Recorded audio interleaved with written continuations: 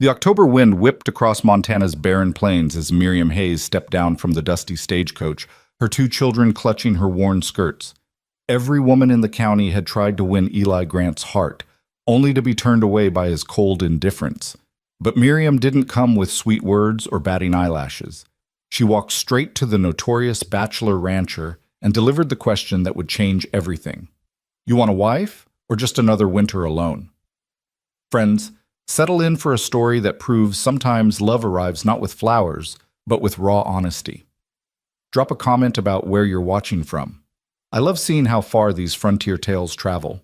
The stagecoach wheels groaned to a halt outside Morrison's general store, kicking up a cloud of dust that seemed to hang in the October air like a warning. Eli Grant had been leaning against the corral fence for the better part of an hour, watching the horizon with the kind of patience that only comes from years of waiting for nothing in particular. At 34, he'd built himself a reputation as solid as the mountains that bordered his ranch, dependable, stubborn, and utterly immune to the charms of every marriageable woman in Silver Creek County. Here she comes, muttered Tom Morrison from the store's porch, spitting tobacco juice into a brass spittoon. Another widow heading west, third one this month. Eli didn't turn his head, but his jaw tightened imperceptibly. He'd seen enough broken families drifting through Montana territory, each one carrying dreams as fragile as spring ice. The war had left too many widows, too many fatherless children, and too many men like him who'd learned that caring for people only meant watching them leave, or worse, watching them die. The coach door swung open with a creak that echoed across the near-empty street. First came a boy, maybe 10 years old, with sandy hair that needed cutting and clothes that had seen too many miles. He jumped down with the kind of energy that suggested he'd been cooped up far too long, then turned to help someone else. A girl followed, younger, perhaps 7, with dark braids and a cloth doll clutched against her chest, like it held all the security in the world. She moved carefully, deliberately, as if she'd learned that rushing led to stumbling, and stumbling led to attention she didn't want. Then came the woman. Miriam Hayes emerged from the coach with a grace that seemed at odds with her travel-worn appearance. Her brown dress had been mended at least twice that Eli could see, the patches carefully matched but still visible to anyone who looked close enough. Her bonnet had lost its shape somewhere between wherever she'd started and here, but she wore it with a dignity that suggested she'd chosen not to notice.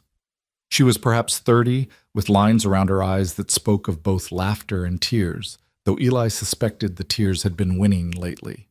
She stood for a moment, surveying the town. If you could call 24 buildings huddled against the vastness of Montana a town. Her gaze swept across Morrison's store, the barbershop with its striped pole faded by sun and wind, the saloon that was already starting to leak piano music and rough laughter despite the early hour. Finally, her eyes found Eli. He expected her to look away, the way most women did when they caught him staring. His reputation preceded him. The rancher who'd sent Sally Morrison home in tears when she'd brought him a pie and a proposition. The man who'd told the widow Thornton that he had no use for a wife who couldn't tell a heifer from a bull. The bachelor who'd built his ranch alone and intended to die the same way. But Miriam Hayes didn't look away. Instead, she studied him with an intensity that made him straighten despite himself. Then, in a move that would be talked about in Silver Creek for months to come, she took her children by the hands and walked directly toward him. "Mama," the girl whispered, tugging on her mother's skirt. "Who's that man?" "Hush, Clara," Miriam said softly, but her eyes never left Eli's face. The boy, Eli would later learn his name was Thomas, pulled against his mother's grip. "We're supposed to go to the boarding house." Mrs. Morrison said, "We'll get there, Thomas. First, I need to speak to someone." Eli found himself pushing away from the fence, his body responding to some challenge he couldn't quite name. Up close, he could see the fatigue that Powder couldn't hide, the determined set of her jaw that suggested she'd made hard decisions before and would make them again. She smelled faintly of lavender water and dust, an oddly appealing combination that made him think of gardens planted in difficult soil. She stopped 3 feet from him, close enough to be heard without raising her voice, far enough to maintain propriety. The entire street seemed to hold its breath. Tom Morrison had come down from his porch, and Eli could see faces appearing in windows like curious flowers turning toward an unexpected sun. "You're Eli Grant," she said. It wasn't a question. "I am. I'm Miriam Hayes. These are my children, Thomas and Clara." She paused, seeming to gather something from deep within herself. "I hear you're looking for a wife." A snort from Tom Morrison broke the silence. Ma'am, that's the last thing Eli Grant is looking for. Man's turned down every woman in the county, and a few from the next county over. Miriam didn't acknowledge the interruption. Her gaze remained fixed on Eli's face, reading something there that he wasn't sure he wanted read. "Is that so?" she asked. "You've turned down every woman?" Eli crossed his arms, a defensive gesture he immediately regretted. "I'm not looking for a wife, Mrs. Hayes. I've got a ranch to run." "And winter coming on," she observed. "Hard to run a ranch when you're trying to keep house, too. Hard to mend fences when you're mending clothes. Hard to break horses when you're breaking ice on the water troughs every morning." "I manage." "I'm sure you do." She shifted Clara to her other side, the movement practical rather than nervous. "But managing isn't living, Mr. Grant, and from what I hear, you've been managing for a long time." The crowd had grown. Eli could feel their eyes, their judgment, their entertainment at his expense. Any other woman would have been withering under the attention, but Miriam Hayes stood as steady as a fence post, waiting for his response. "Mrs. Hayes," he said, his voice carrying the kind of finality that usually ended conversations, "I appreciate your directness, but I'm not in the market for a wife. I suggest you try your luck with one of the other bachelors in town. Pete Sawyer's been looking to settle down, or so I hear." "Pete Sawyer drinks," she said flatly, "and Jim Thompson has a temper. Carl Brennan already has his eye on the school teacher, though she doesn't know it yet. And Ben Wallace is sweet but weak. He'd fold at the first hard winter or dry summer." Eli blinked. She'd been in town less than 5 minutes and had already cataloged the available men like she was reading from a ledger. "You've done your research," he said, unable to keep a note of respect from his voice. "I have 2 children, Mr. Grant. I can't afford to make mistakes based on romantic notions or desperate choices." She pulled Clara closer, the gesture protective but not fearful. "I know what you're thinking. Another widow looking for a meal ticket. Another woman who thinks she can change the unchangeable man. Another romantic fool who believes love conquers all." "And you're not?" "No." The word was sharp, clean, like a blade through butter. "I buried my husband 2 years ago. He died of fever, left me with 2 children and debts I'm still paying. I've worked as a seamstress, a laundress, a cook. I've taken in boarders and sold everything of value except my mother's wedding ring." She held up her left hand where a simple gold band caught the late afternoon light. "I'm not here for love, Mr. Grant. I'm here for survival, mine and my children's." The honesty was brutal, refreshing, and somehow more appealing than any flirtation he'd ever received. But Eli had built his walls for reasons, good reasons, and he wasn't about to let them crumble for a pair of tired eyes and a direct manner. "I wish you luck, Mrs. Hayes, but—" She interrupted him, something no one in Silver Creek had dared to do in years. "Let me ask you something, Mr. Grant, and I'd appreciate an honest answer, though I suspect honesty isn't your problem." She took a step closer, close enough that he could see the gold flecks in her brown eyes. "Do you want a wife? Or do you just want another winter alone?" The question hung in the air like a challenge, like an accusation, like a key to a door he'd locked so long ago he'd forgotten what lay behind it. Around them, the crowd seemed to lean in, waiting for his response. "Alone's never bothered me," he said, but the words came out rougher than intended. "No?" She tilted her head slightly, a gesture that would have been coquettish on another woman, but on her seemed merely analytical. "Then why do you come to town every week when your ranch doesn't require it?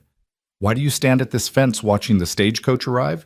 Why do you have Tom Morrison order you books you don't need and supplies you've already got?" Tom Morrison coughed. "Now, how did you— You talk, Mr. Morrison, to your wife. Who talks to Mrs. Brennan at the boarding house? Who talked to me when I wired ahead for a room?"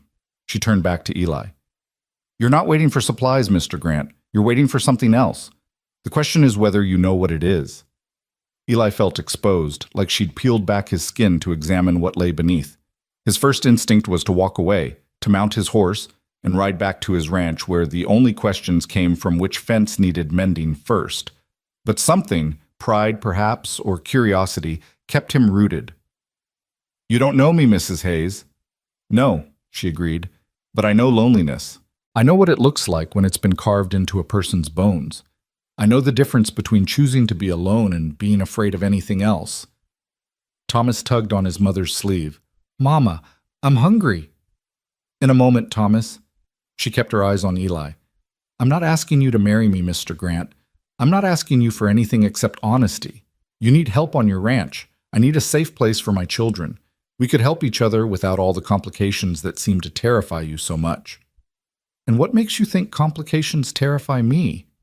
She smiled then, the first real smile he'd seen from her, and it transformed her face from handsome to something approaching beautiful. "Because you're still standing here talking to me instead of walking away. A man who wasn't afraid would have left by now, secure in his decision. A man who wasn't afraid wouldn't need to prove how unafraid he was." The logic was irritating in its accuracy. Eli found himself reassessing the woman before him. This wasn't some desperate widow throwing herself at the first available man. This was someone who'd learned to read people the way he read weather patterns, as a matter of survival. "What are you proposing, exactly?" he heard himself ask, and immediately wanted to take the words back. "A business arrangement," she said promptly. "I'll keep your house, cook your meals, mend your clothes. I'm a good cook, not fancy, but filling. I can stretch $1 until it screams for mercy. I know how to preserve food, maintain a garden, doctor minor injuries. Thomas is old enough to help with light chores, and Clara's learning to sew and help with household tasks. And in return, room and board for myself and my children. Protection. A chance to build something stable instead of constantly running from debts and desperation." She paused. "And time. Time to see if two practical people might find something more than a business arrangement, without the pressure of promises neither of us is ready to make." It was the most sensible proposition he'd ever received, which somehow made it the most dangerous. Sally Morrison had offered passion, the widow Thornton had offered experience, and half a dozen others had offered various combinations of beauty, wealth, or connections. Miriam Hayes was offering exactly what he needed and nothing he'd asked for. "My ranch is 7 miles from town," he said, testing her resolve. "The nearest neighbor is 3 miles away. It's isolated." "Good. I've had enough of close neighbors and their opinions." "The work is hard." "I'm not afraid of work. The winter's coming. It gets cold, bitter cold. The wind comes down from the mountains like it's got a personal grudge. Mr. Grant," she said with a hint of amusement, "I've survived 2 winters in a drafty boarding house with walls so thin I could hear every conversation, every argument, every moment of despair from 6 other families. I've kept my children warm with nothing but determination and newspapers stuffed in the walls. Your ranch house has a roof and walls that keep the wind out?" "It does." "Then we'll be fine." He was running out of objections, which alarmed him more than her proposition. "People will talk." "People are already talking. Look around you." He did. The entire population of Silver Creek's Main Street seemed to have found urgent business that required them to loiter within earshot. Mrs. Morrison had joined her husband, her hands twisted in her apron. The blacksmith had stopped hammering. Even the saloon had produced a few early patrons who leaned against the batwing doors with obvious interest. "Let them talk," Miriam continued. "Talk doesn't put food on the table or wood in the stove. Talk doesn't keep children safe or cattle fed. I stopped caring about talk the day I had to choose between my pride and my children's hunger." Claire had pressed herself against her mother's skirt, but Thomas stood straighter, trying to look older than his years. The boy met Eli's gaze with a directness that reminded him of his mother, and Eli saw something there. Not defiance exactly, but a determination to protect what was his. It was a look Eli recognized, one he'd worn himself at that age, when the world had taken his parents and left him to figure out survival on his own. "The boy," Eli said. "He knows how to work?" "He learns fast," Miriam answered. "His father was a clerk, so Thomas knows his letters and numbers better than most. But he's willing to learn whatever you're willing to teach." "I can work," Thomas interjected, his voice cracking slightly but gaining strength. "I'm not afraid of horses or cattle. I helped at the livery stable in Omaha for food. I can lift hay bales and carry water and—" "Thomas," Miriam said gently, but Eli held up a hand. "Let the boy speak." Thomas swallowed, then continued. I know I'm not as strong as a full-grown man, sir, but I'm stronger than I look, and I don't give up. My mama needs this. Clara needs this. I won't let you down if you give us a chance. The earnestness in the boy's voice did something to Eli's chest, a tightening that felt uncomfortably like emotion. He'd been that boy once, negotiating for survival, trading promises for opportunities, learning too young that the world didn't offer second chances to those who failed to seize the first one. And the girl? He asked, his voice gruffer than intended. Clara peeked out from behind her mother's skirt. She was small for 7, with the kind of delicate features that would either serve her well or poorly, depending on how the world chose to treat her. But her eyes were sharp, taking in everything with an intelligence that suggested she understood more than her years should allow. Clara helps with whatever she can, Miriam said. She's learning to cook, to sew, to tend chickens if you have them. She's quiet. Won't be any trouble. I don't like noise, Clara said suddenly, her voice barely above a whisper. I'll be quiet. I promise. The promise was so earnest, so carefully offered, that Eli found himself wondering what had taught a 7-year-old to offer silence as a virtue. He thought of his ranch house, empty except for the sound of wind and his own footsteps, and wondered if maybe silence wasn't the blessing he'd convinced himself it was. I'd need to think on it, he said finally. Of course. Miriam's expression didn't change, but he saw her shoulders drop slightly, the only sign of disappointment she allowed herself. We'll be at the boarding house for a few days while I look for work. If you decide, no. The word came out sharper than intended. I mean, I don't need days. I just need... He looked at the crowd, at the expectant faces, at the children who were trying so hard to be brave. Not here. Not with an audience. Understanding flickered in Miriam's eyes. Where? He thought for a moment. Can you ride? Yes. The children? Thomas can. Clara can ride with me. He nodded. There's a place about a mile out of town, a creek with some cottonwoods. You know it, Tom? Tom Morrison nodded. The old Jameson claim. That's the one. Can you get there? We'll need horses, Miriam said practically. Tom can lend you his wagon, Eli said, looking at the store owner with an expression that brooked no argument. Can't you, Tom? I suppose. Good. 1 hour. He looked back at Miriam. We'll talk there, properly, without half the town listening in. She nodded, then did something unexpected. She held out her hand to shake, like a man would, like equals sealing a business arrangement. After a moment's hesitation, Eli took it. Her hand was calloused, strong, steady. Not the soft, pampered hand of someone looking for rescue, but the hand of someone who'd learned to rescue herself and was simply looking for better ground to stand on. 1 hour, she agreed. Eli released her hand and walked toward his horse, aware that every eye followed him. As he mounted, he heard Tom Morrison's stage whisper. I'll be damned. She got him to talk to her for more than 30 seconds. That's more than Sally managed in 3 years of trying. Tom Morrison, his wife scolded. Watch your language. There are children present. But Eli also heard something else. Miriam Hayes's quiet voice as she ushered her children toward the boarding house. Come along, Thomas, Clara. We need to wash up before our meeting. Is he going to help us, Mama? Clara asked. I don't know, sweetheart.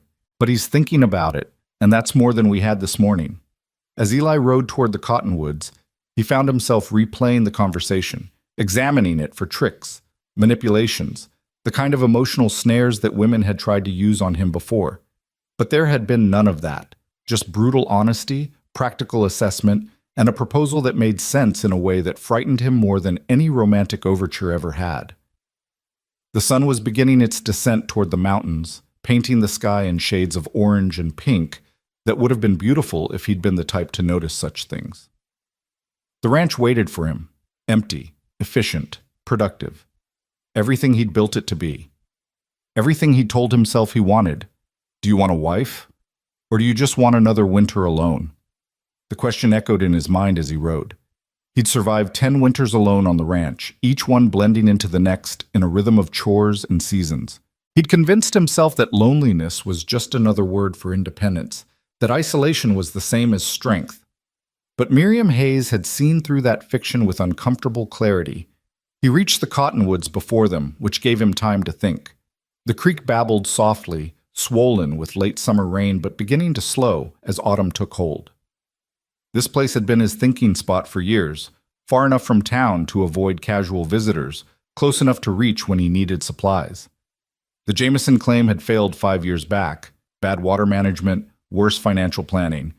But the trees remained, stubborn and enduring. Like him. Or at least like he'd thought he was before a direct woman with tired eyes asked him a question he couldn't answer. The sound of wagon wheels announced their arrival. Tom Morrison drove, looking uncomfortable with his role in this drama. Miriam sat beside him with Clara on her lap, while Thomas rode in the back with their meager luggage, 2 carpet bags and a small trunk that probably held everything they owned. "I can wait," Tom offered as the wagon stopped. "Take you back to town after." "No need," Miriam said, climbing down with Clara, then helping Thomas with the bags. "We'll make our own way back." "But—" "Thank you, Mr. Morrison." Her tone was polite but final. Tom looked at Eli, seemed to think better of whatever he was about to say, and drove off with obvious relief. They stood there for a moment, the 4 of them, while the creek filled the silence. Clara had found a stick and was drawing patterns in the dirt. Thomas stood protective near the luggage, as if ready to grab it and run if necessary. Miriam simply waited, patient as stone. "Your husband," Eli said finally. "How did he die?" "Cholera. It took him in half our street in Kansas City. We were lucky to survive." "Lucky?" He tested the word. "That's what you call it?" "We're alive, Mr. Grant. My children have food in their bellies and possibilities in their future. Yes, I call that lucky." "And you came here why? Montana's no place for a woman alone?" She smiled without humor. "Neither was Kansas City. Neither was anywhere else I tried. At least here, there's land, space, a chance to build something instead of just surviving day to day. Building requires money. Building requires work. Money helps, but work is what matters." She moved to sit on a fallen log, gesturing for the children to play by the creek, but stay close. "What do you want to know, Mr. Grant? Ask your questions. I'll answer honestly." He remained standing, needing the small advantage of height. "You researched me. Why?" "Because I research everything that might affect my children's future. I knew I was coming to Silver Creek. It was as far as my money would take me. I wrote to Mrs. Brennan at the boarding house, asked about work opportunities, about the town, about the people. She's a gossip, but an informative one." "And she told you about me?" "She told me about everyone. But yes, you featured prominently in her letters. The mysterious Eli Grant, who built his ranch from nothing, who needs no one, who turns away every woman who tries to capture his attention." She looked up at him. "She thought it was romantic. I thought it was interesting." "Why?" "Because a man who turns away every woman isn't afraid of women. He's afraid of something else. Loss, perhaps, or betrayal, or maybe just the vulnerability that comes with letting someone matter." Each word felt like a probe, searching for soft spots in his armor. "You're very sure of yourself, Mrs. Hayes." "No, I'm observant. There's a difference." She watched Clara show Thomas something she'd found by the water, a smooth stone or interesting stick. "I've had to learn to read people quickly, Mr. Grant. To know who's dangerous, who's safe, who's worth the risk. It's kept us alive and relatively unharmed." "And what did you read in me?" She considered the question. "Safety, oddly enough. A man truly cold wouldn't have stayed to listen. A man truly cruel wouldn't have suggested we meet away from the crowd. You're not unkind, Mr. Grant. You're just protected." "Maybe I have reasons." "Everyone has reasons. The question is whether those reasons are still worth what they cost."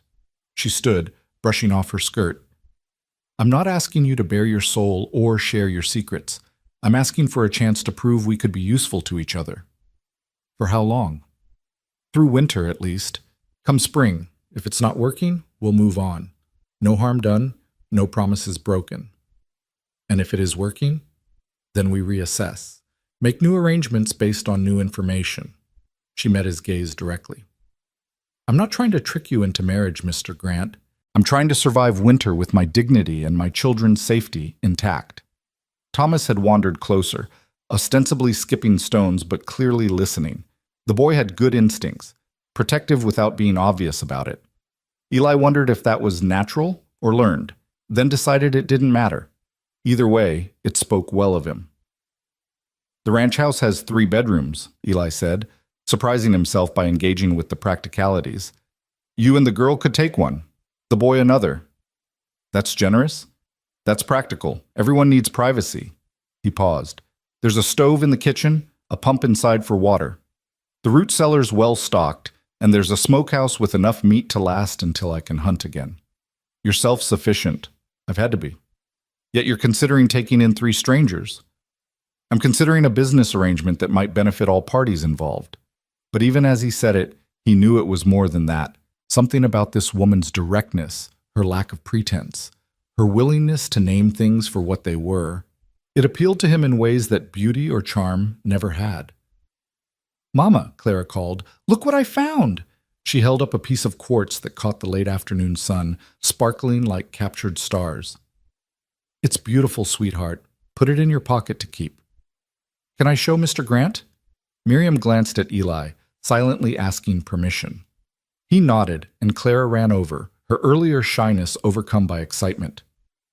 "See?" She held out the stone. "It's like ice, but warm."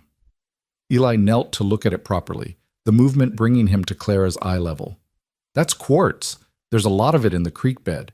Indians used to say it held sunlight for dark days." "Really?" Her eyes widened. "Can I keep it?" "It's yours. You found it." She smiled, the first genuine, childlike expression he'd seen from her, and something in Eli's chest shifted uncomfortably. He stood quickly, stepping back. "The ranch is isolated," he said to Miriam, returning to practical matters. "The nearest school is in town. The children would need—" "I can teach them," Miriam interrupted. "I have books, and I've taught before, helping at the school in Kansas City when they needed extra hands. Supplies would need to be planned. I go to town once a week, weather permitting. I'm good at planning ahead. There's no doctor nearby. If someone gets sick, I've nursed 2 children through everything from croup to broken bones. I know my limits, but I also know basic medicine." He was running out of objections again, and she knew it. Her expression remained patient, but there was something in her eyes. Hope, perhaps, carefully controlled, but present. "Why me?" he asked finally. Tom Morrison was right. There are other men, easier men, who jump at this arrangement. She was quiet for a moment, watching her children play by the creek. "Because you won't hurt us," she said simply. "You won't drink away the grocery money or raise your hand in anger or make promises you don't intend to keep. You're honest about what you're offering and what you're not. That's rarer than you might think." "How can you be sure?" "I can't, but I've gotten good at calculating risks, and you're the best risk in Silver Creek." She turned to face him fully. "I'm not looking for love, Mr. Grant. I had that once, and losing it nearly killed me. I'm looking for stability, safety, a chance for my children to grow up without fear. You're looking for help without emotional entanglement. We could give each other what we need without demanding what neither of us is ready to offer." The proposition was so logical, so clean, that it should have been easy to accept or refuse. But nothing about this felt easy. Eli found himself thinking of winter mornings when the silence pressed against his ears like cotton, of evenings when he'd catch himself talking to the horses just to hear a voice, of the bed he'd built for 2 that had only ever held 1. "I'd need rules," he heard himself say. "Of course. Clear boundaries, separate spaces, no expectations beyond what we agree to. I wouldn't have it any other way. The children would need to understand this is temporary, might not last beyond spring." Miriam's jaw tightened slightly, the first crack in her composure. "I'll handle that if it becomes necessary." "When?" he corrected. "When it becomes necessary." "If you say so." But there was something in her tone that suggested she saw more possibilities than he did, or perhaps was simply more willing to acknowledge them. Thomas had moved closer again, and this time he addressed Eli directly. "Sir, if you take us on, I promise we won't be trouble. I can learn whatever you need. I'm good with my hands, and I'm not afraid of hard work." "Work on a ranch isn't like work in town, boy." "I know, sir, but I can learn." Eli studied him, the too thin frame that would fill out with good food and hard work, the determined set of his jaw that echoed his mother's, the hands that were soft now but wouldn't stay that way. Can you ride? Some. I could learn better. Can you shoot? Thomas glanced at his mother, then back at Eli. No, sir. My father didn't believe in guns. Out here, guns are tools. For hunting, for protection against wolves, and worse. Could you learn? Yes, sir. Even if it meant killing, butchering, blood and death are part of ranch life, boy. Thomas swallowed hard but didn't back down. If it means protecting my mother and sister, keeping them fed and safe, then yes, I could learn. It was a good answer, honest without being boastful. Eli found himself remembering his own first kill, a rabbit for the pot when he was about Thomas's age, his hand shaking as he skinned it, determined not to waste any part of the animal that had died to keep him alive. The sun was getting lower, painting longer shadows across the ground. Soon, they'd need to head back to town before dark made the journey treacherous. Decision time had arrived whether Eli was ready or not. 1 month trial, he said abruptly. You work. I provide room and board. After a month, we reassess. If it's not working, I'll pay your stage fare to wherever you want to go next. If it is working, we negotiate terms for the winter.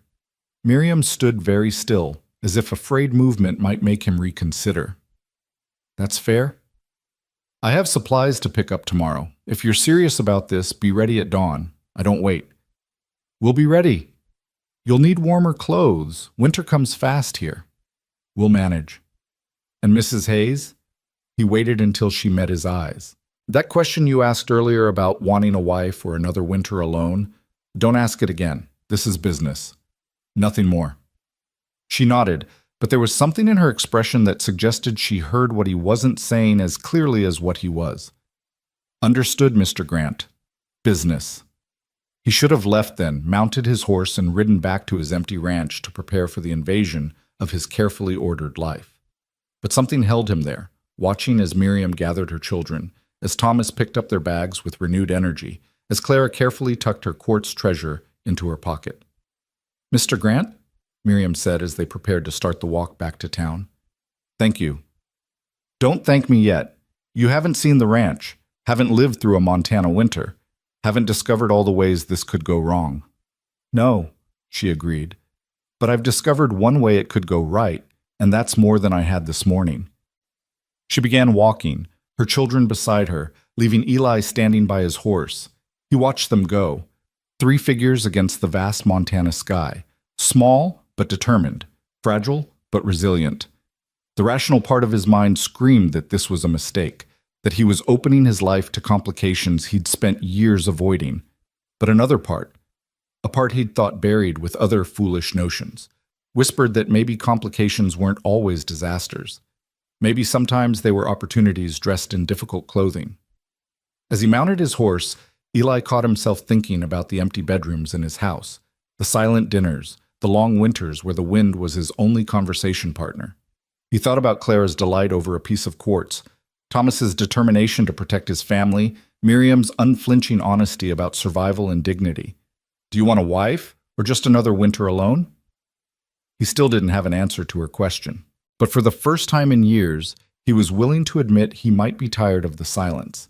And that admission, small as it was, felt like the beginning of something he couldn't yet name. The ride back to the ranch was familiar, every rise and dip of the land known to him like the lines on his own hands. But tonight, something felt different. The house, when it came into view, looked smaller than usual, more isolated. The lamp he'd left burning in the kitchen window seemed less like a beacon and more like a question. What was he really coming home to? He tended to his horse, taking longer than necessary, delaying the moment when he'd have to enter the empty house and face the reality of what he'd just agreed to. 3 strangers would be living under his roof by tomorrow night. 3 people who would need things from him: food, shelter, protection, perhaps even kindness. The thought terrified him more than any wolf or winter storm ever had. Inside, the house felt expectant, as if it knew change was coming.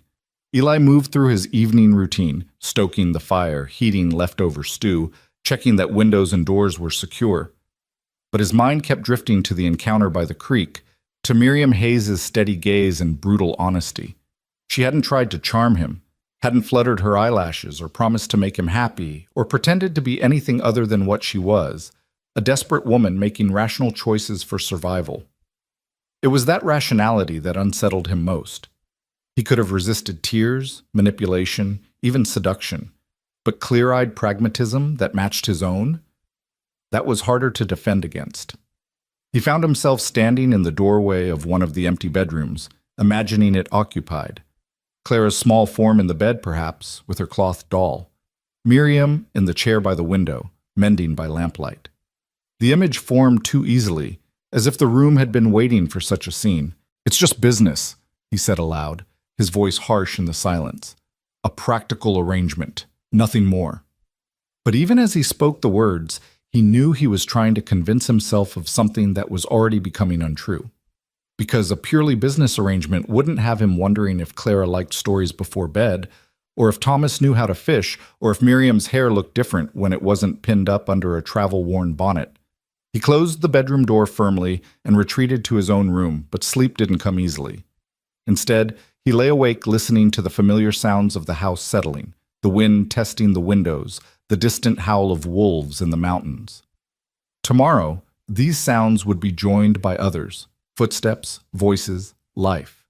For 10 years, he'd protected himself from the possibility of loss by refusing the possibility of gain. It had worked in its way. He'd built a successful ranch, earned respect if not friendship, created a life that demanded nothing from him that he wasn't willing to give. But Miriam Hayes had walked into town and asked a simple question that revealed the complex lie he'd been living. He didn't want a wife. That much was true. The very word carried weight he wasn't ready to bear. Promises, intimacy, vulnerability, all the things that had burned him before and left scars he still carried. But another winter alone? That prospect, which had once seemed like safety, now felt like something else. A prison of his own making, perhaps. Or a slow death by isolation, so gradual he'd hardly noticed it happening. Dawn would come soon enough, bringing with it 3 people who would disrupt everything he'd built. But as Eli finally drifted toward sleep, he found himself thinking not of the disruption, but of Clara's laugh when she'd found the quartz, of Thomas's earnest promise to learn, of Miriam's hand in his, calloused, strong, unafraid. Maybe he didn't want a wife. Maybe he did want another winter alone. But for the first time in a decade, he wasn't entirely sure. And that uncertainty, terrifying as it was, felt oddly like the first crack in ice that had frozen too thick for too long. Whether that crack would lead to drowning or to spring remained to be seen, but at least something was finally moving in the stillness he'd mistaken for peace. Tomorrow would bring them to his door. Tomorrow would begin an arrangement that was supposed to be simple business, but already felt like something more dangerous. Tomorrow would test every wall he'd built, every protection he'd put in place, every reason he'd given himself for staying alone. But tonight, in the darkness of his empty house, Eli Grant allowed himself one moment of honesty that he'd never speak aloud. He was tired of the silence, tired of the emptiness, tired of being strong enough to need no one. And maybe, just maybe, that exhaustion was the beginning of a different kind of strength, the kind that could admit weakness, accept help, and possibly, eventually, risk the terrifying possibility of human connection. The wind picked up outside, rattling the windows with familiar insistence, but for once, it didn't sound like loneliness. It sounded like change. Dawn came too soon, bringing with it the weight of his impulsive decision. Eli stood on his porch, watching the road that led to town, half hoping the Hayes family wouldn't appear. It would be easier if they'd changed their minds, if Miriam had found some other solution in the night. But even as he thought it, he knew she'd be there. Something about that woman suggested she didn't make promises lightly or break them easily. The sound of wheels on hard-packed earth announced their arrival before he could see them. Tom Morrison's wagon appeared around the bend, and Eli felt his chest tighten with a mix of anticipation and dread that he refused to examine too closely.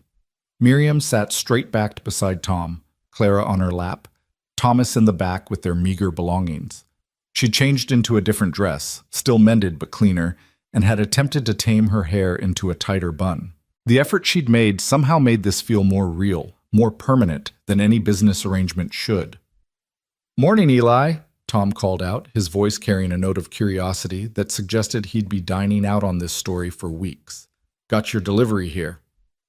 Mrs. Hayes isn't a delivery, Tom, Eli said curtly, moving forward to help with the bags. Figure of speech, Tom muttered, but he was already climbing down to help Thomas with the small trunk. Miriam descended from the wagon with the same grace she'd shown yesterday, despite Clara's weight in her arms. She set the girl down gently, smoothed her skirts, and met Eli's gaze with that directness he was already beginning to recognize as her trademark. Mr. Grant, we're ready, as promised. So I see. He hefted their trunk, surprised by how light it was. Everything they owned in the world, apparently, weighed less than a season's worth of grain. This everything? Everything that matters, she replied, and there was something in her tone that discouraged further questions. Tom Morrison lingered, clearly hoping for drama or at least gossip-worthy interaction, but Eli's stare sent him back to his wagon. Well then, I'll just, head back to town. You folks need anything, you let me know. We'll be fine, Tom, Eli said firmly. Thanks for the ride. As the wagon disappeared down the road, leaving dust and silence in its wake, the four of them stood in the yard like actors who'd forgotten their lines. Clara had found a stick and was drawing in the dirt again, but her eyes kept darting to the house, taking in its size and isolation. Thomas stood protective near their belongings, his jaw set in that way that suggested he was preparing for disappointment, but hoping for better. I'll show you the house, Eli said, because someone had to break the silence.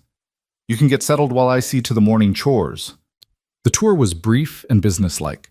Kitchen with its large stove and scarred wooden table, parlor that he rarely used, furniture covered in dust sheets like ghosts of a life never lived. The 3 bedrooms as promised, his own, which he passed without opening, and 2 others that had stood empty since he'd built the place, optimistic in those early days about a future that had never materialized. This one's bigger, he said, opening the first door. Thought you and the girl might want it. The bed's solid, mattress is good.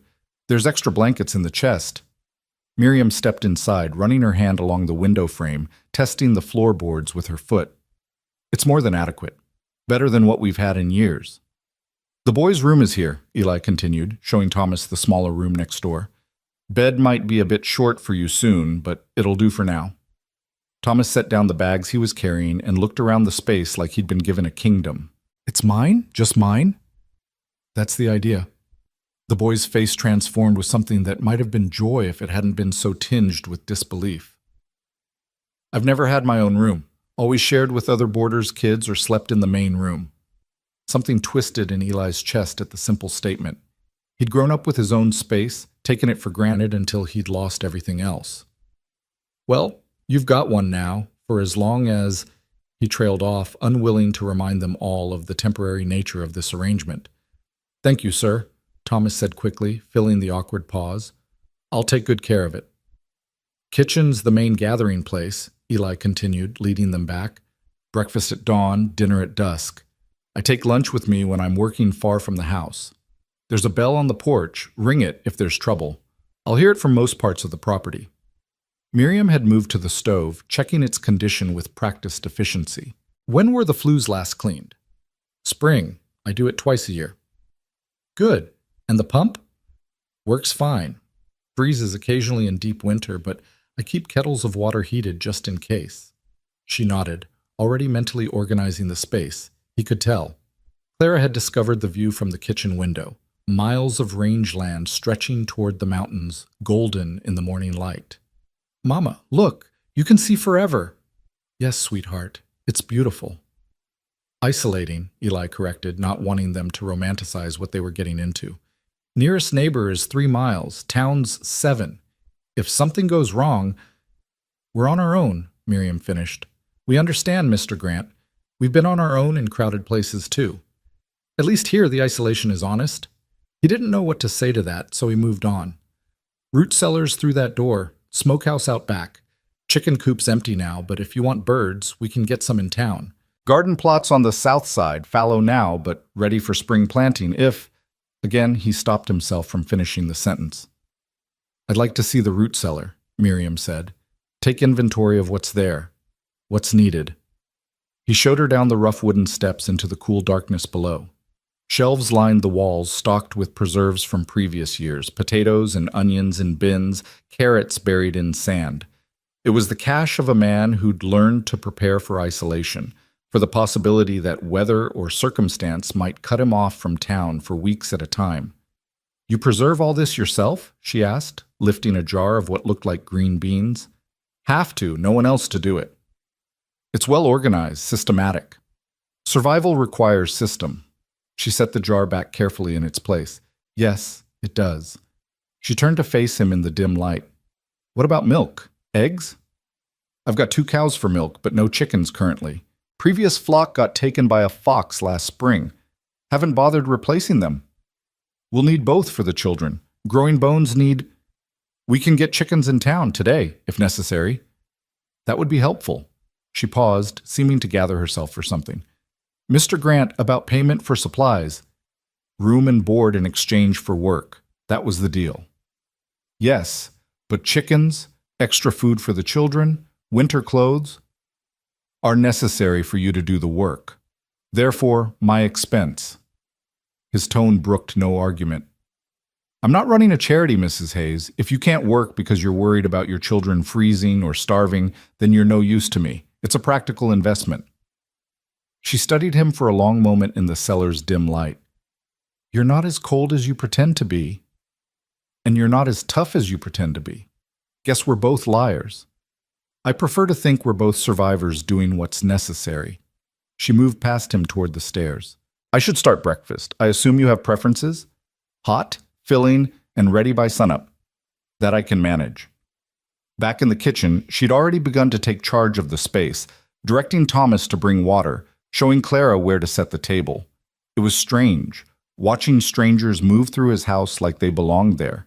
Stranger still how quickly they seemed to be settling into rhythms and routines, as if they'd been desperate for stability for so long that they grabbed onto it the moment it appeared. "I need to see to the stock," Eli said, suddenly needing escape from the domesticity invading his space. "Breakfast in an hour?" "It'll be ready," Miriam assured him, already working at the stove with an efficiency that suggested years of practice. The barn was a relief, familiar and unchanged. The horses nickered in greeting, the cows lowed for their morning grain. Here he knew what was expected of him, what needed doing. No complicated emotions, no dangerous possibilities, just work and animals and the simple exchange of care for service.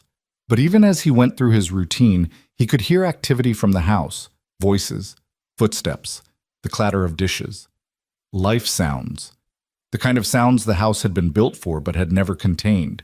It was unsettling and oddly compelling at the same time. When he returned to the house, the smell of bacon and biscuits hit him like a physical force. The table was set with dishes he'd forgotten he owned, pulled from some cupboard he never opened. Clara sat in her chair, swinging her legs, while Thomas helped his mother with something at the stove. They looked up when he entered, and for a moment the scene was so perfectly domestic that it took his breath away. "Sit," Miriam said, not quite in order but close. "It's ready." The food was simple but good, better than anything he'd made for himself in years. The biscuits were light, the eggs cooked perfectly, the bacon crisp without being burned. But it was the coffee that surprised him most, strong and smooth, without the bitter edge his always seemed to have. "This is good," he said, the words pulled from him almost involuntarily. "Thank you," Miriam replied, but her attention was on Clara, cutting the girl's food into smaller pieces. "Thomas, eat slower. You'll make yourself sick." "Sorry, Mama. It's really good, and there's so much." The boys' wonder at a simple breakfast told Eli more about their recent circumstances than any explanation could have. He found himself pushing the plate of bacon closer to Thomas. "Growing boy needs fuel. Eat what you want." Thomas looked at his mother for permission, and at her nod took 2 more pieces with reverence usually reserved for church services. After breakfast, Eli said, addressing Thomas, "You come with me. Need to show you the daily chores. See what you can handle." "Yes, sir. I'm ready." "It's hard work." "I'm not afraid of hard work." "We'll see." But the boy proved true to his word.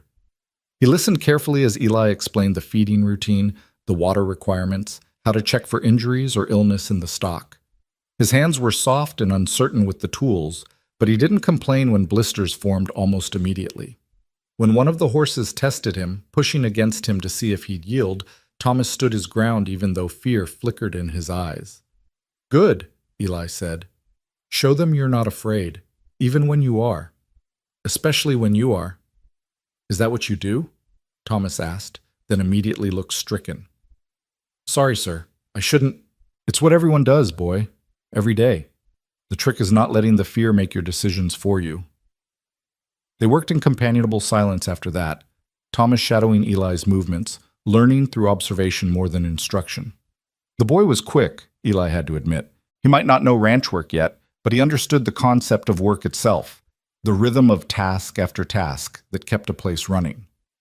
When they returned for the midday meal, they found Miriam had transformed the kitchen, not just cleaned it, but somehow made it warmer, more welcoming. She'd uncovered things Eli had forgotten existed. A tablecloth his mother had embroidered, cushions for the hard wooden chairs, curtains he'd taken down years ago because they seemed pointless for windows no one looked through. "I hope you don't mind," she said, noting his survey of the changes. They were in the trunk in the parlor. Seemed ashamed to leave them hidden. He wanted to tell her to put them back, that he'd packed those things away for reasons, that their presence brought back memories he'd rather leave buried. But Clara was sitting on one of the cushioned chairs, looking more comfortable than she had since arrival, and Thomas was eyeing the curtains with interest, as if a softened room meant a softened life. "It's fine," he said instead. The afternoon brought a trip to town for supplies. Eli had planned to go alone, but Miriam insisted she needed to choose the chickens herself and select fabric for winter clothes. So they all went, the four of them in the wagon like a family, which set Eli's teeth on edge even as he acknowledged the practical necessity. Town received them with barely concealed fascination. Women stopped their shopping to stare. Men found reasons to loiter near the wagon. Eli could feel their curiosity like ants on his skin. But Miriam seemed unbothered. She conducted her business with calm efficiency, selecting 6 laying hens and a rooster, examining fabric with Clara, helping Thomas pick out a winter coat that had room to grow into. "Folks are talking," Tom Morrison said quietly to Eli while Miriam haggled with Mrs. Chen over the price of wool fabric. "Folks always talk." "They're saying you've taken a wife." "They're wrong." Tom looked skeptical. Man doesn't usually bring a woman to town to buy chickens unless there's something permanent about the arrangement. "It's business, Tom. She works. I provide room and board. Nothing more." "If you say so." Tom's tone suggested he didn't believe a word of it. "Though I've got to say, she doesn't look at you like it's just business." Eli turned to see what Tom meant and caught Miriam watching him from across the store. Their eyes met and held for a moment before she turned back to her negotiations. There had been something in that look, not romantic exactly, but assessing, thoughtful, as if she was trying to solve a puzzle she hadn't expected to encounter. "And you don't look at her like it's just business either," Tom added with a knowing grin. "Mind your own affairs, Tom." But Tom's words stuck with him as they loaded the wagon, as they drove home through the afternoon light with Clara chattering about the chickens and Thomas asking questions about the ranch. He found himself noticing things he shouldn't, the way Miriam tucked a strand of hair behind her ear when she was thinking, the way she absently comforted Clara with a hand on her shoulder, the way she watched the landscape with appreciation rather than the fear or disappointment he'd expected. That evening, as Miriam prepared dinner with Clara's enthusiastic but clumsy help, and Thomas practiced the knots Eli had shown him for securing gates, Eli found himself standing in his own doorway like a stranger, watching a life he didn't recognize unfold in his house. It had been less than a day, but already the emptiness had been filled with something he couldn't quite name. "Mr. Grant?" Miriam called. "Dinner's ready." He joined the men at the table, accepting the plate she handed him, listening to Clara's story about the chickens pecking her fingers, watching Thomas demonstrate his new knot-tying skills with a piece of rope. It was loud after years of silence, chaotic after years of order. It should have been unbearable.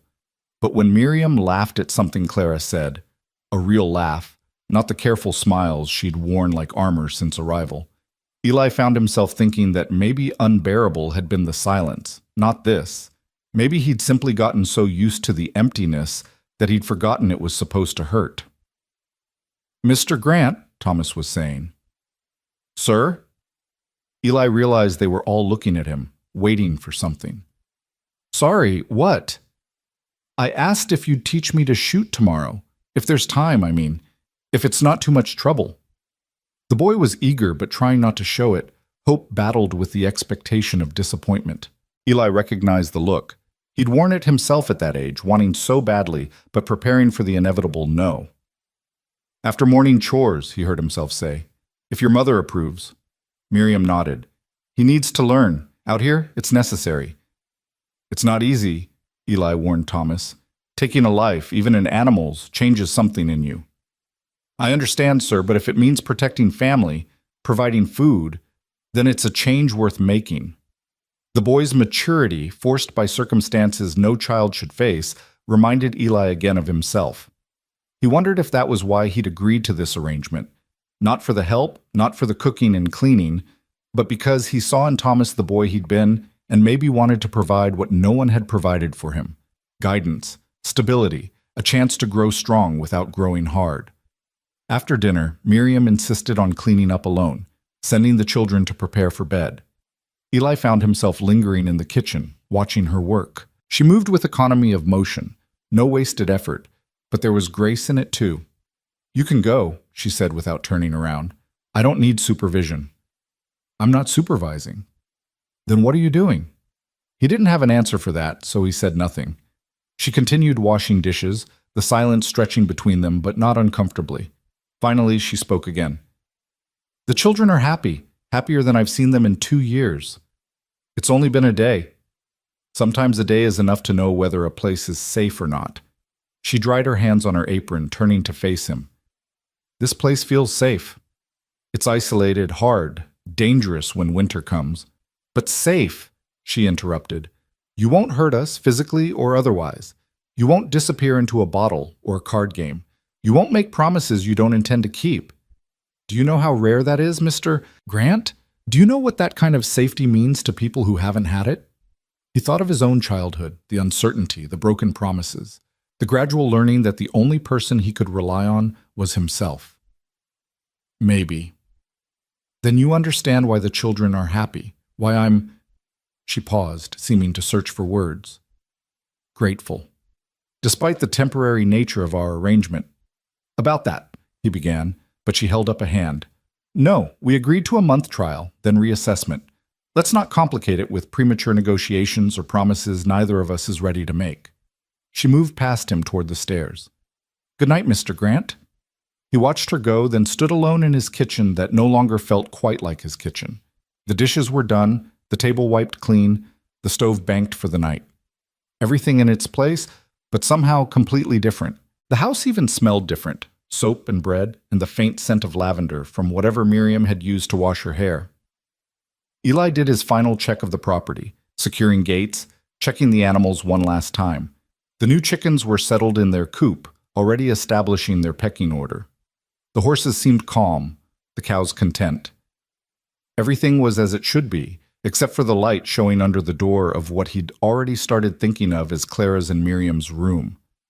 He paused outside, hearing Miriam's voice, low and soothing, telling some kind of story. Clara's giggle punctuated the narrative, followed by a question he couldn't quite make out.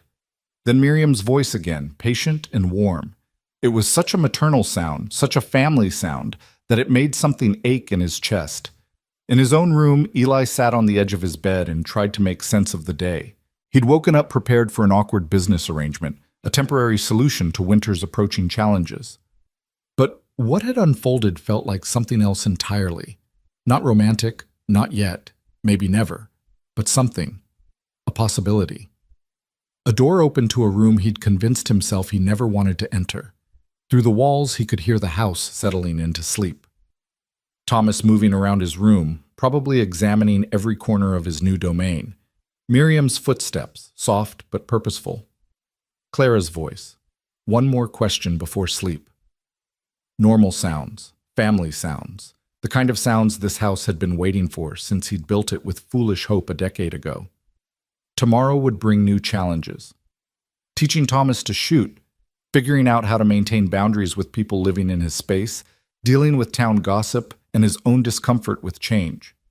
Winter was coming with all its hardships and isolation. The arrangement could still fail, probably would fail, leaving everyone disappointed and him alone again. But tonight, for the first time in years, the house didn't echo with emptiness. Tonight, there were people under his roof who needed what he could provide, and who provided something in return he hadn't realized he needed.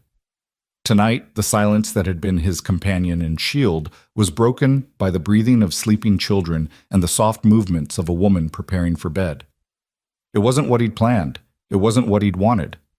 But as sleep finally took him, Eli found himself thinking that maybe what we plan and what we want aren't always what we need. Maybe sometimes life sends us exactly what we've been avoiding, disguised as exactly what we can handle. And maybe, just maybe, that wasn't the disaster he'd always assumed it would be. The moon rose over the ranch, casting silver light across the buildings and the land beyond. Inside, 4 people slept in what had been one man's fortress against the world. The walls were still standing, but something had shifted. A door had opened, and through it, despite all resistance and reason, life had found its way in. The first week passed in a blur of adjustments and small negotiations. Thomas's hands blistered and healed and blistered again as he learned the rhythm of ranch work. Clara had named each chicken and insisted on gathering eggs herself each morning, despite the rooster's aggressive pecking. And Miriam moved through the house like she'd always belonged there, finding things Eli had forgotten existed, creating order where he'd only maintained function. It was the shooting lesson that changed something fundamental between Eli and Thomas. The boy stood in the field behind the barn, holding the rifle like it might bite him, his whole body tense with expectation. "Relax," Eli said, adjusting Thomas's stance. "The gun's a tool, nothing more. Respect it, but don't fear it." "Yes, sir." But Thomas's shoulders remained rigid. "What are you afraid of?" Thomas glanced at him, then back at the target Eli had set up, a piece of wood with a circle drawn in charcoal. "My father said guns were for weak men who couldn't solve problems with words or wisdom." "Your father was a clerk in a city," Eli said, not unkindly. "Out here, words don't stop a wolf from taking your chickens. Wisdom doesn't put meat on the table when winter runs long." "I know, it's just—" Thomas lowered the rifle slightly. "What if I'm no good at it? What if I can't protect them when it matters?" The vulnerability in the boy's voice touched something Eli had thought calcified beyond feeling. He remembered his own first lesson, his uncle's harsh criticism when he'd missed, the desperate need to prove he could be useful, valuable, worth keeping around. "Thomas," he said, and waited until the boy met his eyes. "Being good at something isn't about natural talent. It's about practice, patience, and purpose. You've got the purpose, protecting your family. The rest will come." "How do you know?" "A piece of wood with a circle drawn in charcoal. My father said guns were for weak men who couldn't solve problems with words or wisdom." "Your father was a clerk in a city," Eli said, not unkindly. "Out here, words don't stop a wolf from taking your chickens. Wisdom doesn't put meat on the table when winter runs long." "I know, it's just—" Thomas lowered the rifle slightly. "What if I'm no good at it? What if I can't protect them when it matters?" The vulnerability in the boy's voice touched something Eli had thought calcified beyond feeling. He remembered his own first lesson, his uncle's harsh criticism when he'd missed, the desperate need to prove he could be useful, valuable, worth keeping around. "Thomas," he said, and waited until the boy met his eyes. "Being good at something isn't about natural talent. It's about practice, patience, and purpose. You've got the purpose, protecting your family. The rest will come." "How do you know?" "Because you're here at dawn asking to learn, despite what your father taught you. That's not weakness, boy. That's growth." Thomas straightened slightly, raising the rifle again. This time, when he squeezed the trigger, his stance was solid. The shot went wide, but not by much. "Better," Eli said. "Again." They spent 2 hours in the field until Thomas's shoulder was sore from the rifle's kick and his grouping had tightened to something respectable. When they walked back to the house, the boy carried himself differently. Still young, still uncertain, but with a new edge of capability. Miriam was hanging laundry, Clara helping by handing her clothespins. She looked up as they approached, her eyes immediately going to Thomas, reading his expression. "How did it go?" she asked carefully. "He's a quick study," Eli said before Thomas could answer. "Few more weeks of practice, he'll be able to hunt small game." The pride that bloomed on Thomas's face was matched by something in Miriam's expression. Relief, maybe, or recognition that her son was crossing a bridge from boyhood to something harder but necessary. "There's lunch keeping warm," she said. "And Mr. Grant, the fence by the chicken coop needs attention. The posts are rotting at the base." He bristled slightly at being given directions in his own property, but she was right. He'd been putting off that repair for months. "I'll get to it." Thomas could help, she suggested. "After lunch." The boy looked between them eagerly. "I'd like to learn, sir." And so the afternoon was spent teaching Thomas about post holes and proper depth, about drainage and wood treatment. The boy's enthusiasm made up for his inexperience, and by evening they'd replaced 2 posts and reinforced 3 others. At dinner, Thomas could barely contain his excitement as he told his mother and Clara about the day's work. "Mr. Grant says if the posts aren't deep enough, the frost will heave them come winter. And you have to char the bottom of the wood to prevent rot. And—" "Thomas," Miriam said gently, "let Mr. Grant eat his dinner while it's hot." But Eli found he didn't mind the chatter. After years of silent meals, the noise was oddly comforting. Even Clara contributed, describing in detail how one hen, she'd named it Buttercup, had chased the rooster around the coop. "She's establishing dominance," Eli found himself explaining. "Sometimes the hens get tired of the rooster's behavior and put him in his place." Clara giggled, "Like Mama does with the men who get too friendly at the general store." Miriam's face colored slightly. "Clara, that's not—" "It's true," Clara insisted. "That man last week said you were pretty, and you told him pretty doesn't put food on the table or character in the soul." Thomas snorted into his milk. Eli found himself fighting a smile. "Sounds like good advice." "Mr. Grant doesn't think Mama's pretty," Clara continued with the devastating honesty of children. "He never says nice things like the other men do." The silence that followed was deafening. Miriam's color deepened, and she suddenly became very interested in cutting her meat into precise pieces. Thomas looked like he wanted to crawl under the table. "Clara," Miriam said quietly, "finish your dinner."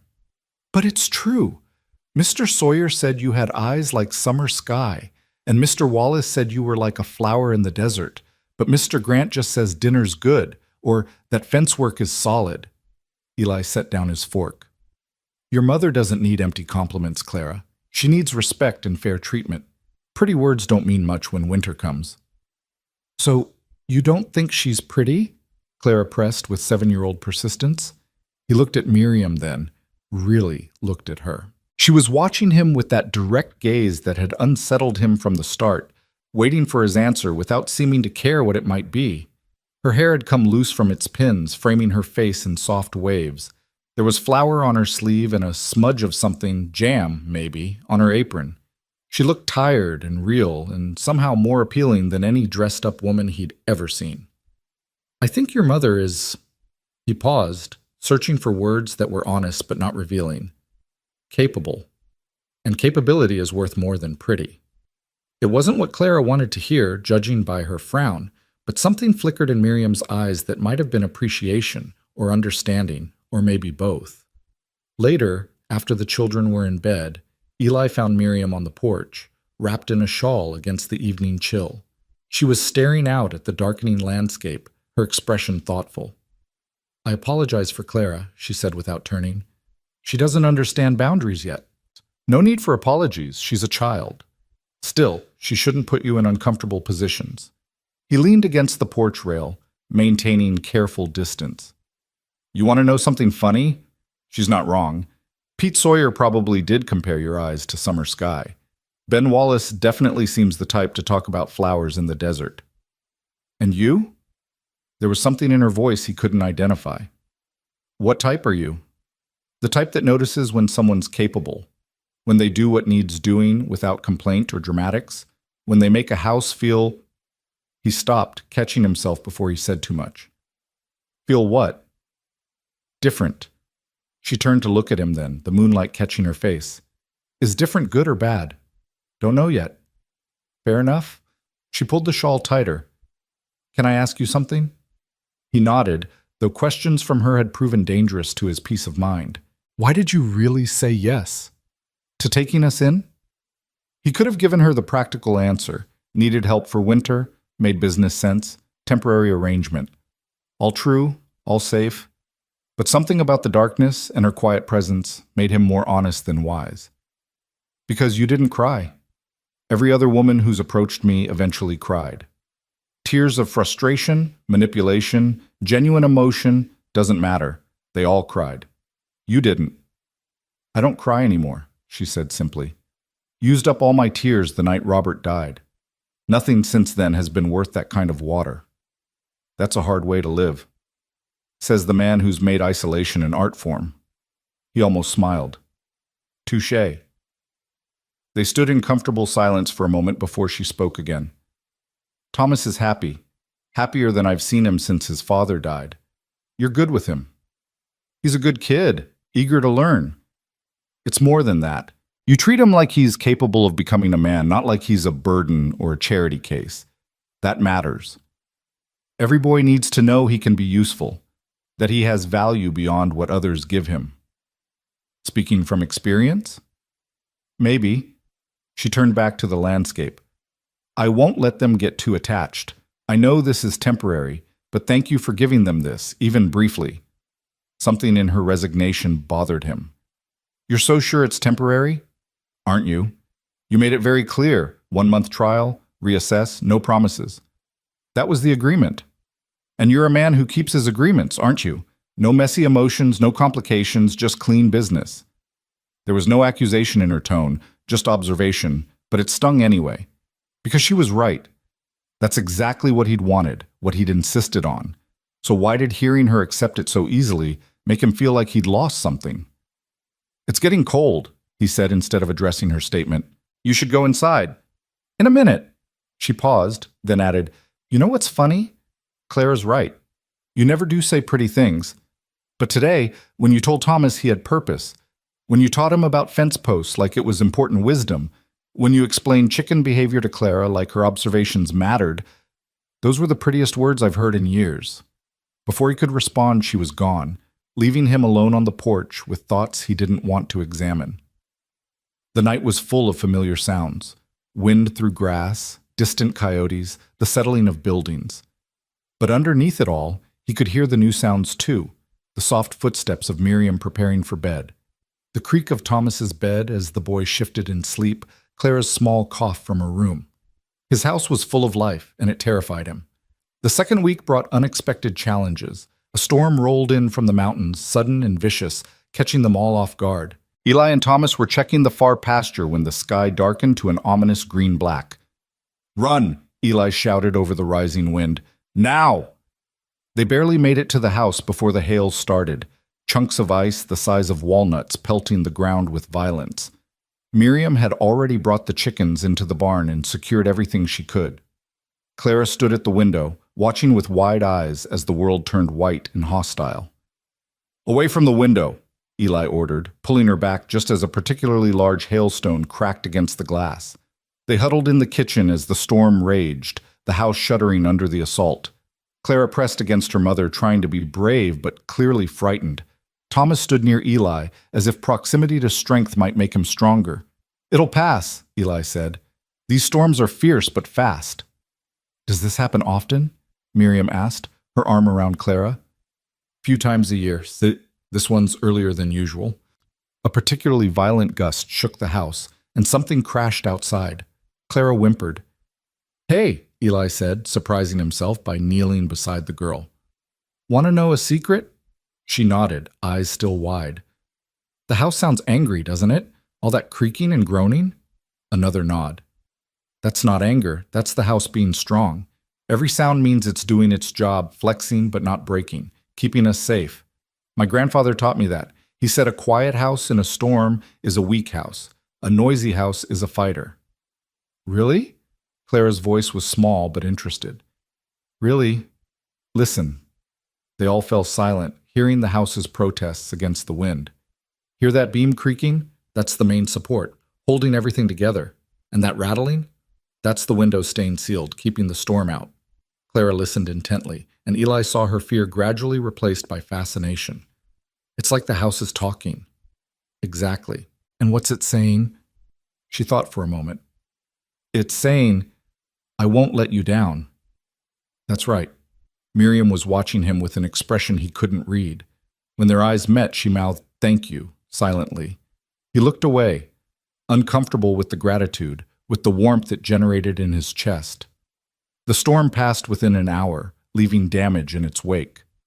The chicken coop roof had partially collapsed, one of the barn doors was hanging by a single hinge, and the garden plot Miriam had just started preparing was destroyed. "Well," Miriam said, surveying the damage with her typical pragmatism, "at least we're all safe." They spent the rest of the day on repairs. Thomas worked beside Eli on the barn door, while Miriam and Clara salvaged what they could from the garden and reinforced the chicken coop temporarily. By evening, everyone was exhausted, muddy, and somehow closer than they'd been that morning.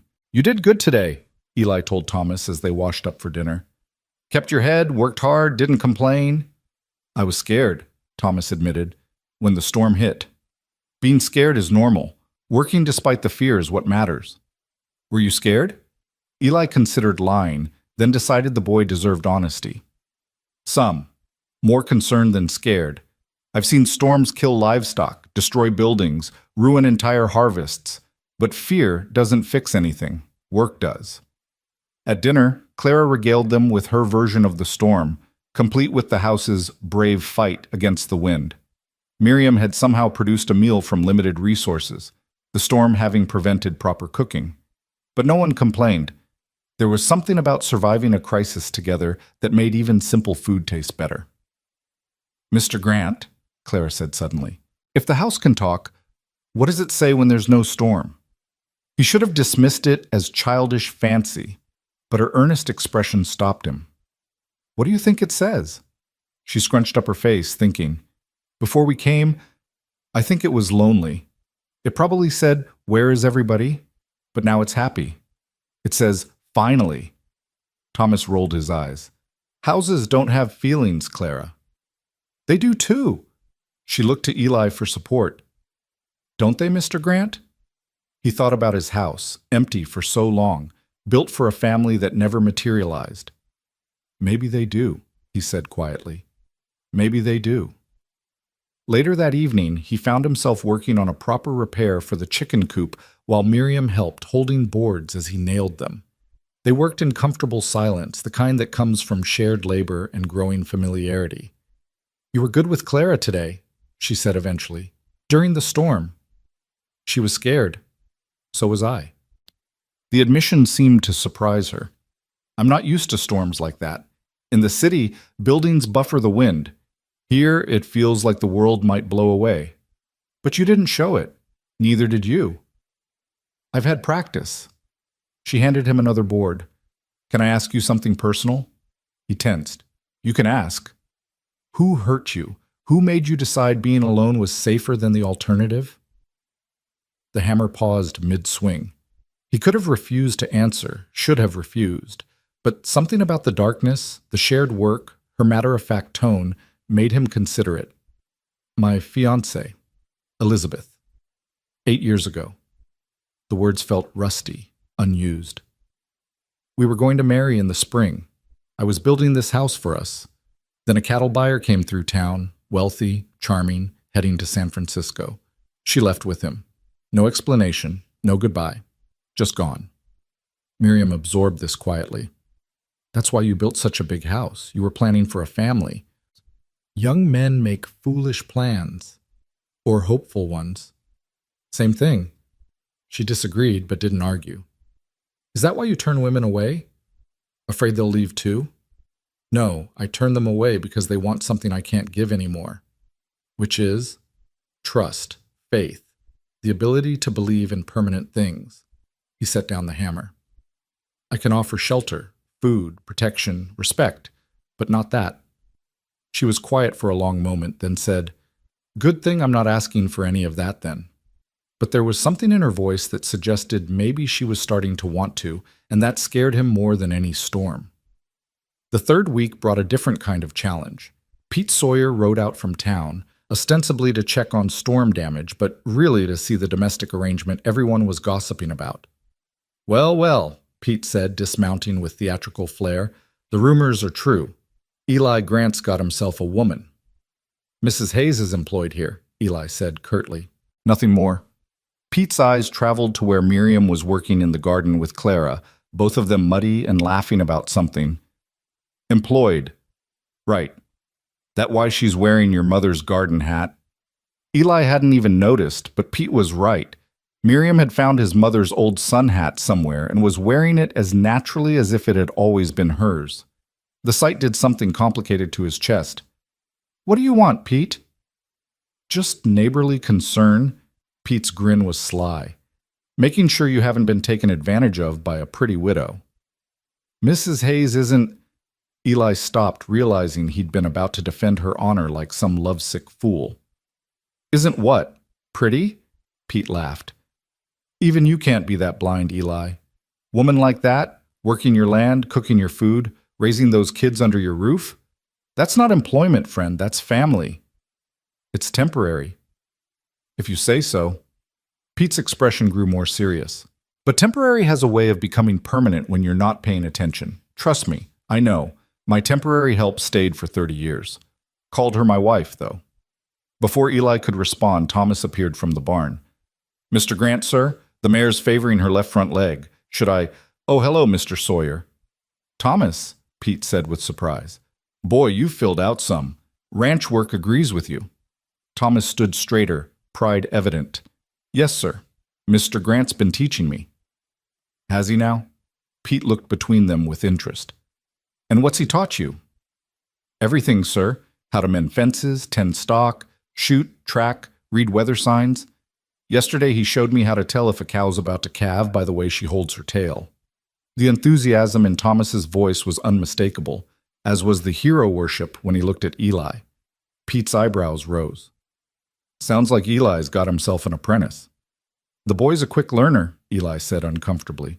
The boy's standing right here thinking you might be replacing him, Pete said shrewdly. That why you're really here? Trying to hire away my help? What? No, Pete laughed. I'm joking, Eli. Though if you weren't so set on this temporary nonsense, you'd have yourself a fine setup here. Good woman, strong boy to help with the ranch, sweet little girl to remind you why the work matters. Man could do worse. Pete, I'm going. Pete mounted his horse. But Eli, take some advice from someone who waited too long to see what was in front of him. Temporary is just fear dressed up as practicality, and fear's a cold bedfellow come winter. He rode off, leaving Eli standing with Thomas, who was looking at him uncertainly. I wouldn't leave, Thomas said quietly. Even if Mr. Sawyer offered, I like it here. It's temporary, Thomas. Your mother explained that, right? She said it might be, but maybe it doesn't have to be. The hope in the boy's voice was painful. We're helpful, aren't we? Mama keeps the house nice, and I'm learning everything you teach me, and even Clara helps with the chickens. We could stay, if you wanted. It's not that simple. Why not? Thomas's young face was earnest. We don't eat much, and we work hard, and we don't cause trouble. What else matters?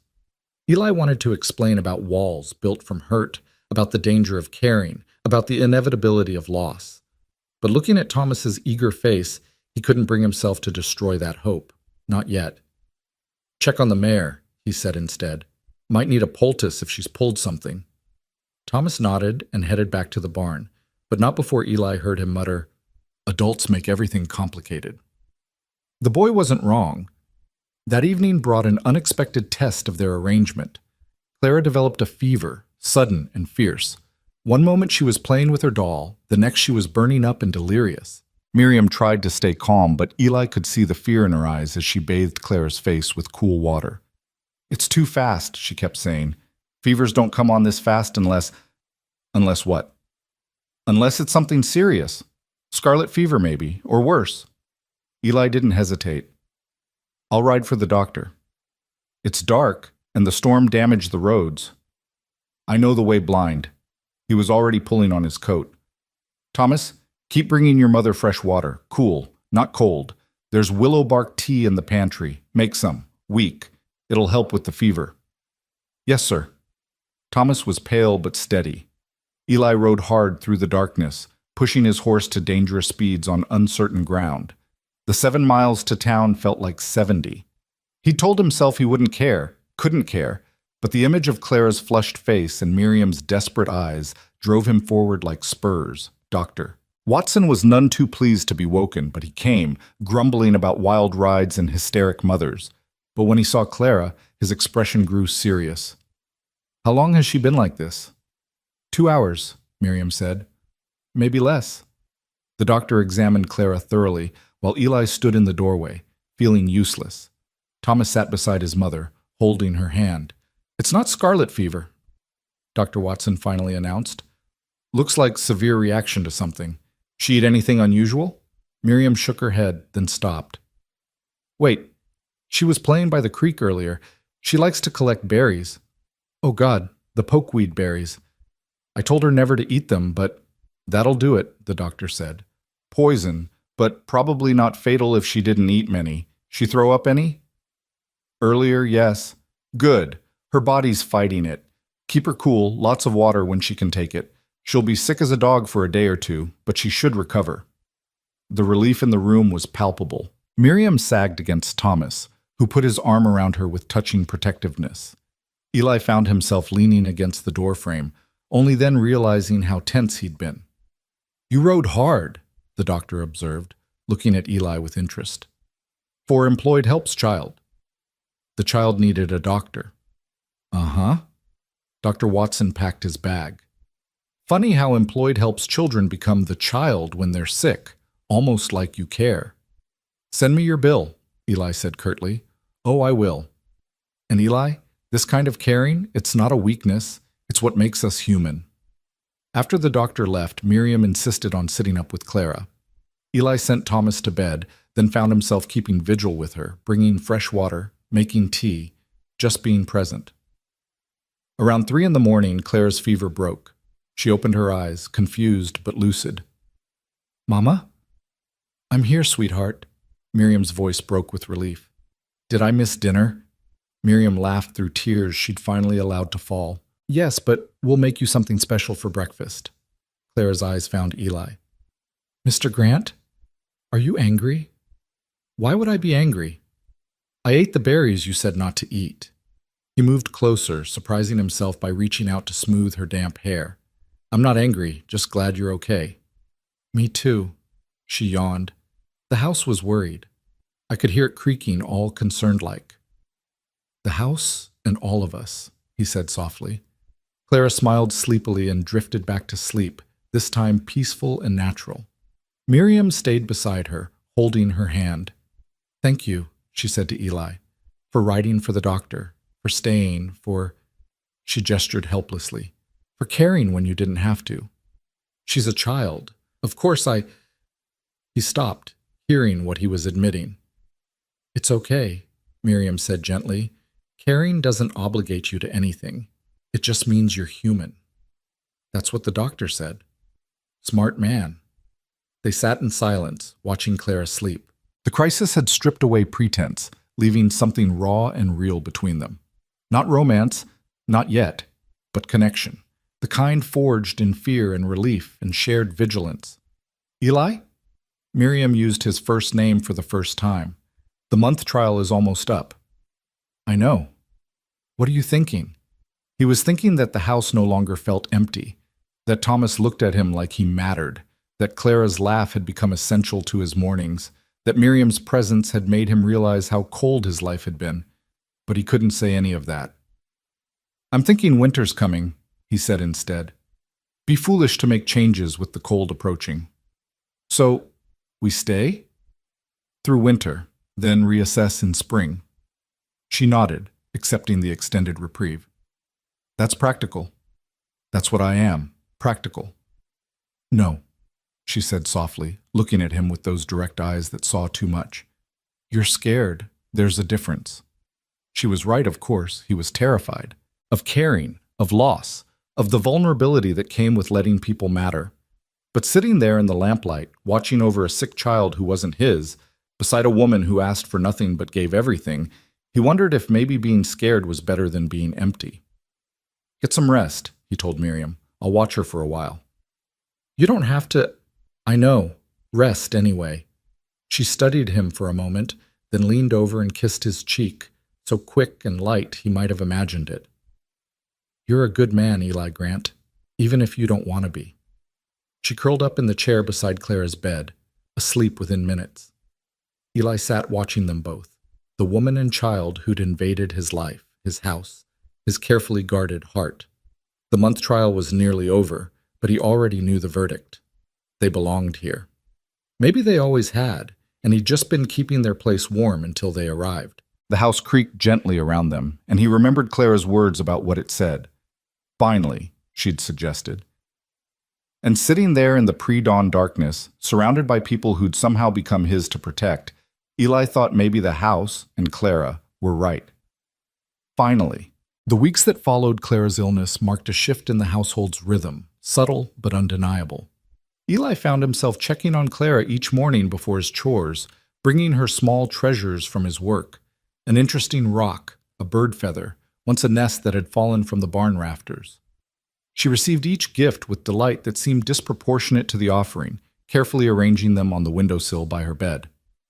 "You're spoiling her," Miriam said one morning, watching as Clara examined a piece of fool's gold Eli had found by the creek. "It's just a rock," he replied gruffly, but they both knew it was more than that. The first snow came early.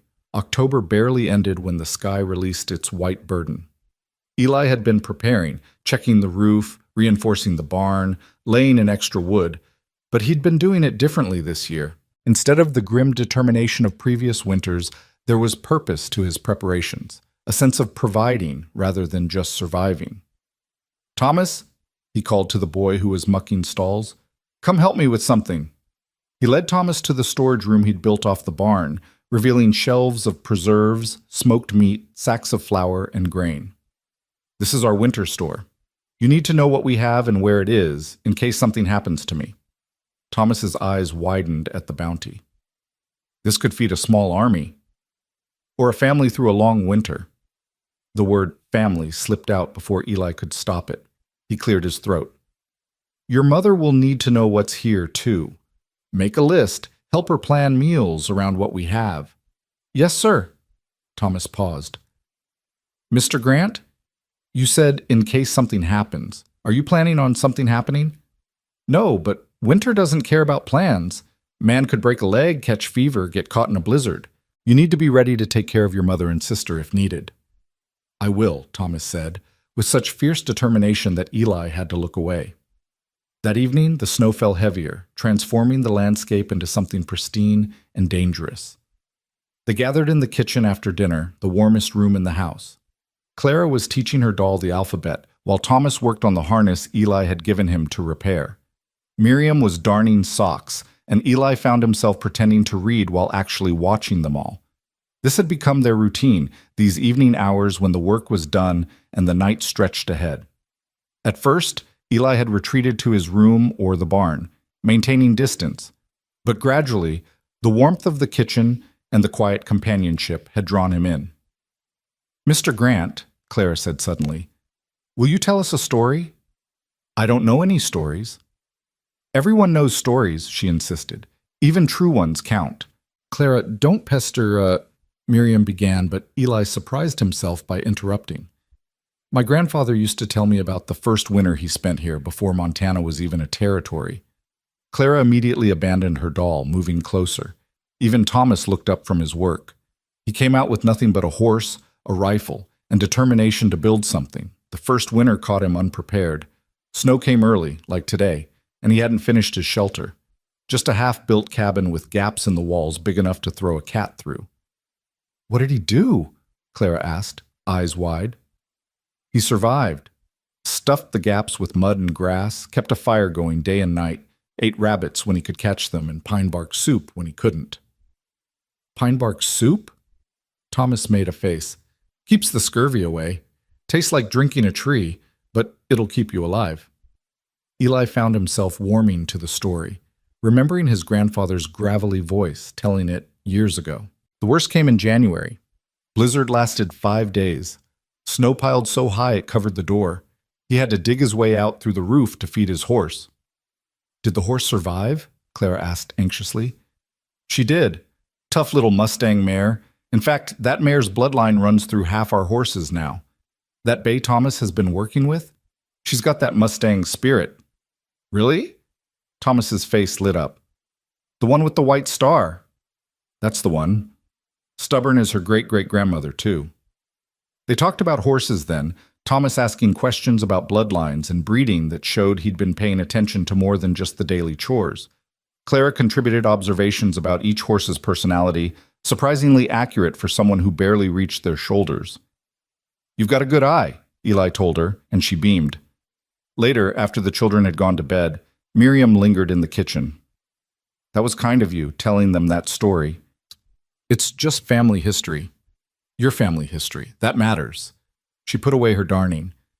They're starting to feel like this is home. I know. He should have reminded her it was temporary, but the words wouldn't come. Is that such a bad thing? It is if they get hurt when it ends. What makes you so sure it has to end? He didn't answer, couldn't answer, because he wasn't sure anymore. The certainty he'd carried like armor was developing cracks, and through those cracks something dangerous was growing. Hope. The next morning brought a visitor, though visitor was perhaps too kind a word. Jack Brennan rode up just after breakfast, his presence immediately setting Eli on edge. Brennan owned the neighboring ranch to the east, and he'd had his eye on Eli's water rights for years.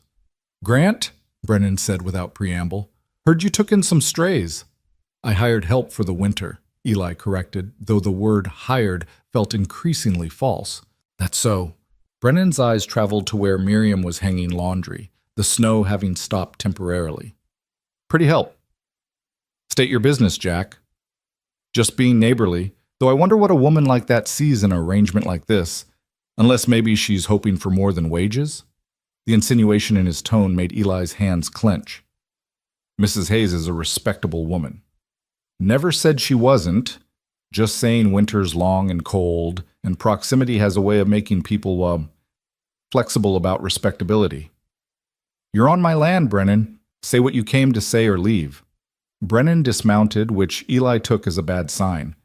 The man only got off his horse when he intended to stay a while or start trouble. Fine. I'll be direct. That water rights dispute we've been having, I'm willing to make a deal. A good one. We don't have a dispute. The water rights are mine, clear and legal. For now, but laws change, especially when the railroad comes through. And it is coming, Grant. Year, maybe 2. They'll need water for the steam engines, and they'll pay well for rights, or they'll take them through eminent domain. Your point? Sell to me now, and I'll give you a fair price, more than fair, enough to set you up somewhere else, maybe closer to town where that pretty widow won't have to work so hard. Eli stepped closer, close enough to smell the whiskey on Brennan's breath despite the early hour. My water rights aren't for sale. Not now, not ever. Everyone has a price, Grant. Even lone wolves who suddenly find themselves with a pack to feed. The reference to Miriam and the children as his pack shouldn't have affected him, but it did. Because that's what they were becoming, whether he'd intended it or not. Get off my land, Jack. Brennan smiled, but it didn't reach his eyes. Think about it. Winter's long and accidents happen. Be a shame if something happened to that nice little family you've got there. The threat was veiled but clear. Eli's hand moved to his rifle, propped against the porch rail. You threatening them? Not at all. Just observing that the world's dangerous for women and children alone. Good thing they've got you to protect them. For now. He mounted his horse and rode off, leaving Eli standing there with rage and something else. Fear. Not for himself, but for the 3 people who'd become his responsibility. Who was that? Miriam asked, approaching with the empty laundry basket. Jack Brennan, neighbor to the east. He didn't look friendly. He's not. Eli made a decision. I need to teach you to shoot. What? Why? Because Brennan's dangerous and I can't always be here. She studied his face, reading the concern there. He threatened us? Not directly. Men like Brennan never do anything directly, but yes, in his way. Because of me and the children? We've brought you trouble? No. Brennan's been trouble for years, but now... He stopped, not wanting to voice what Brennan had seen, that Eli had something to lose now, something that could be used against him. Now he thinks you care about us, Miriam finished. And that makes you vulnerable. I didn't say... You didn't have to. She set down the basket. When do we start? The shooting lessons. That afternoon, while Clara napped and Thomas worked on his studies, Eli taught Miriam to handle a rifle. She was a quick learner, her determination overcoming her initial reluctance. I don't like guns, she said, sighting down the barrel as he'd shown her. Neither do I, but liking and needing are different things. She fired, the shot going wide, but not by much. Robert would be appalled. He believed violence was never the answer. Robert lived in a city with laws and lawmen. Out here, sometimes violence is the only answer that keeps you alive. She fired again, closer to the target this time. You're not really talking about Brennan, are you? You're talking about Elizabeth. The name hit him like cold water. What? The woman who left. She was a kind of violence too, wasn't she? Emotional violence. And you decided the only answer was isolation. That's not... But he stopped, because maybe it was true. Maybe all his preparations, his self-sufficiency, his walls, were just responses to a violence he hadn't seen coming. The difference is, Miriam continued, adjusting her stance, Brennan's violence can be stopped with bullets if necessary. But the kind Elizabeth did, that can only be healed by taking another risk. She fired again, this time hitting the target dead center. I think I'm getting the hang of this, she said with quiet satisfaction.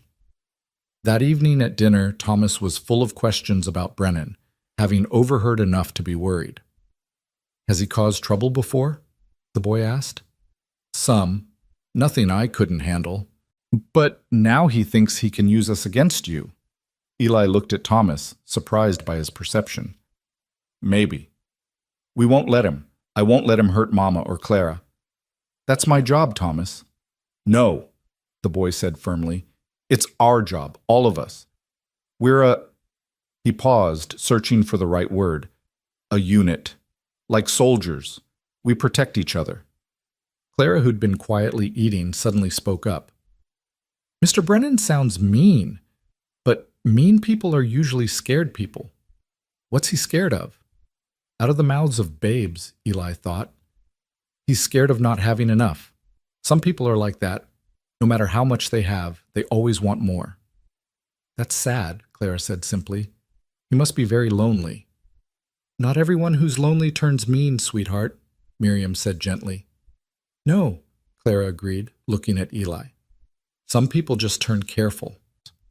The observation was too astute for a 7-year-old, and Eli found himself once again unsettled by this child's ability to see through his defenses. That night, unable to sleep, Eli walked the perimeter of his property, checking fences and gates more out of restlessness than necessity.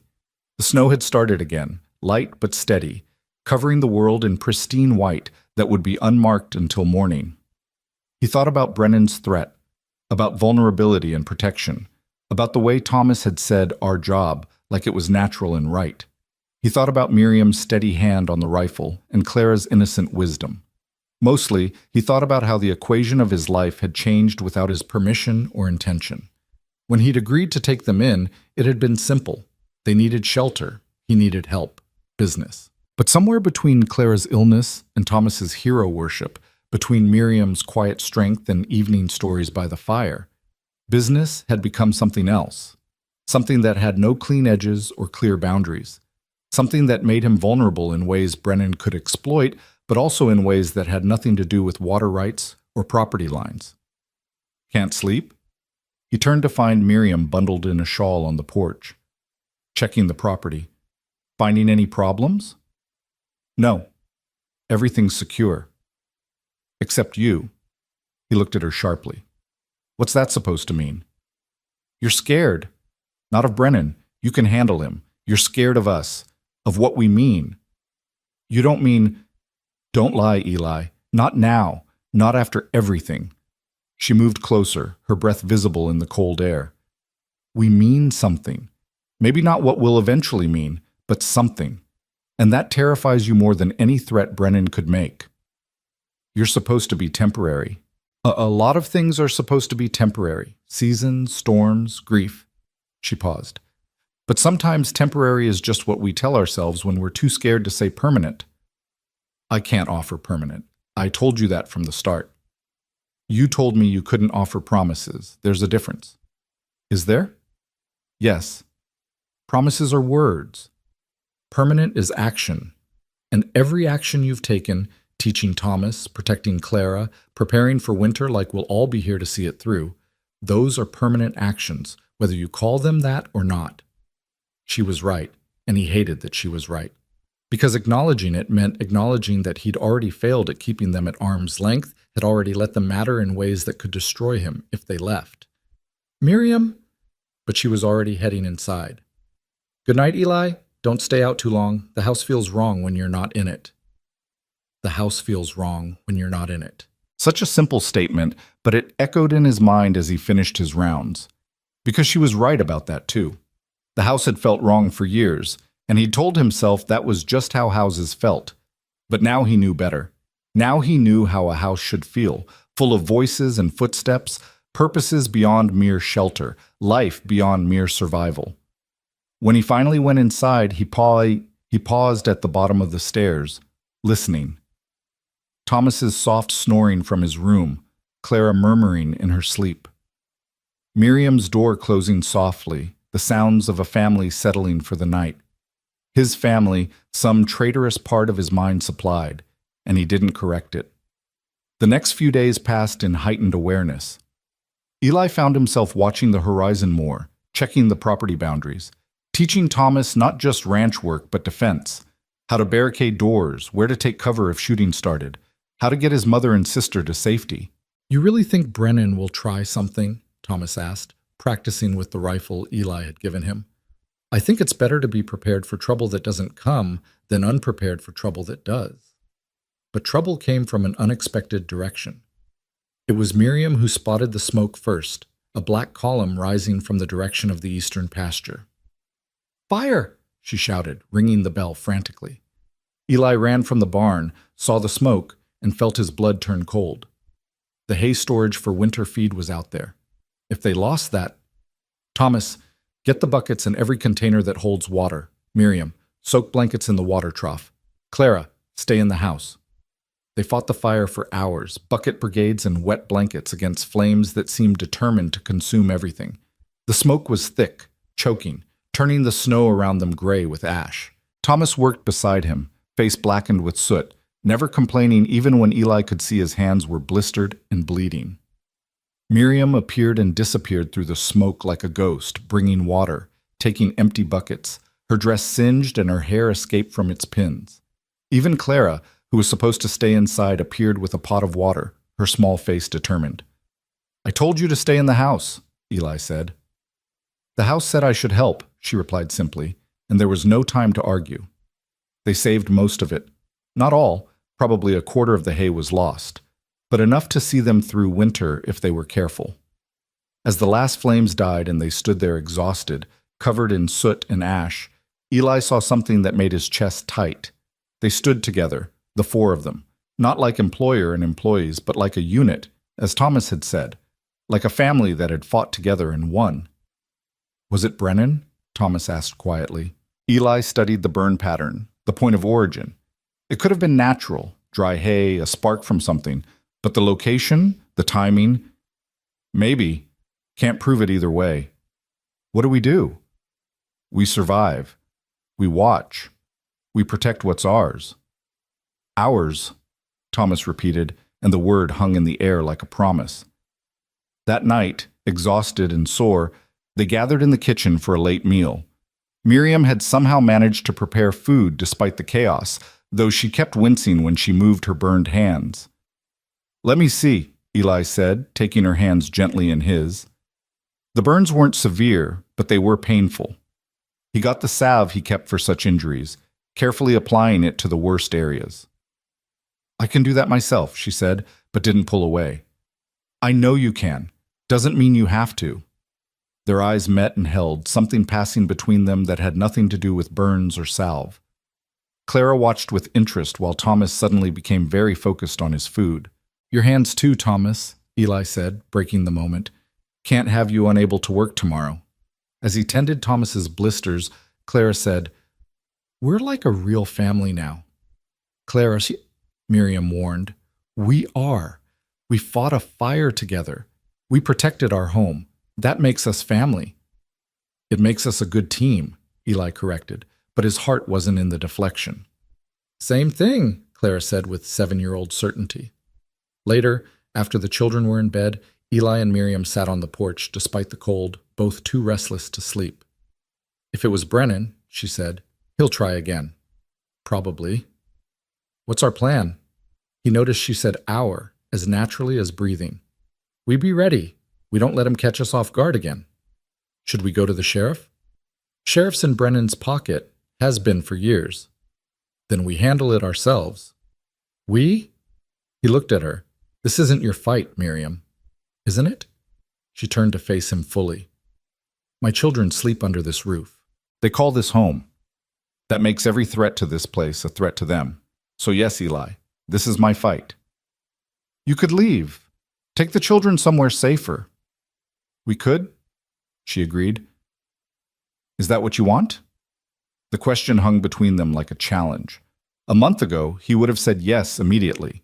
Even a week ago, he might have agreed it was the practical choice.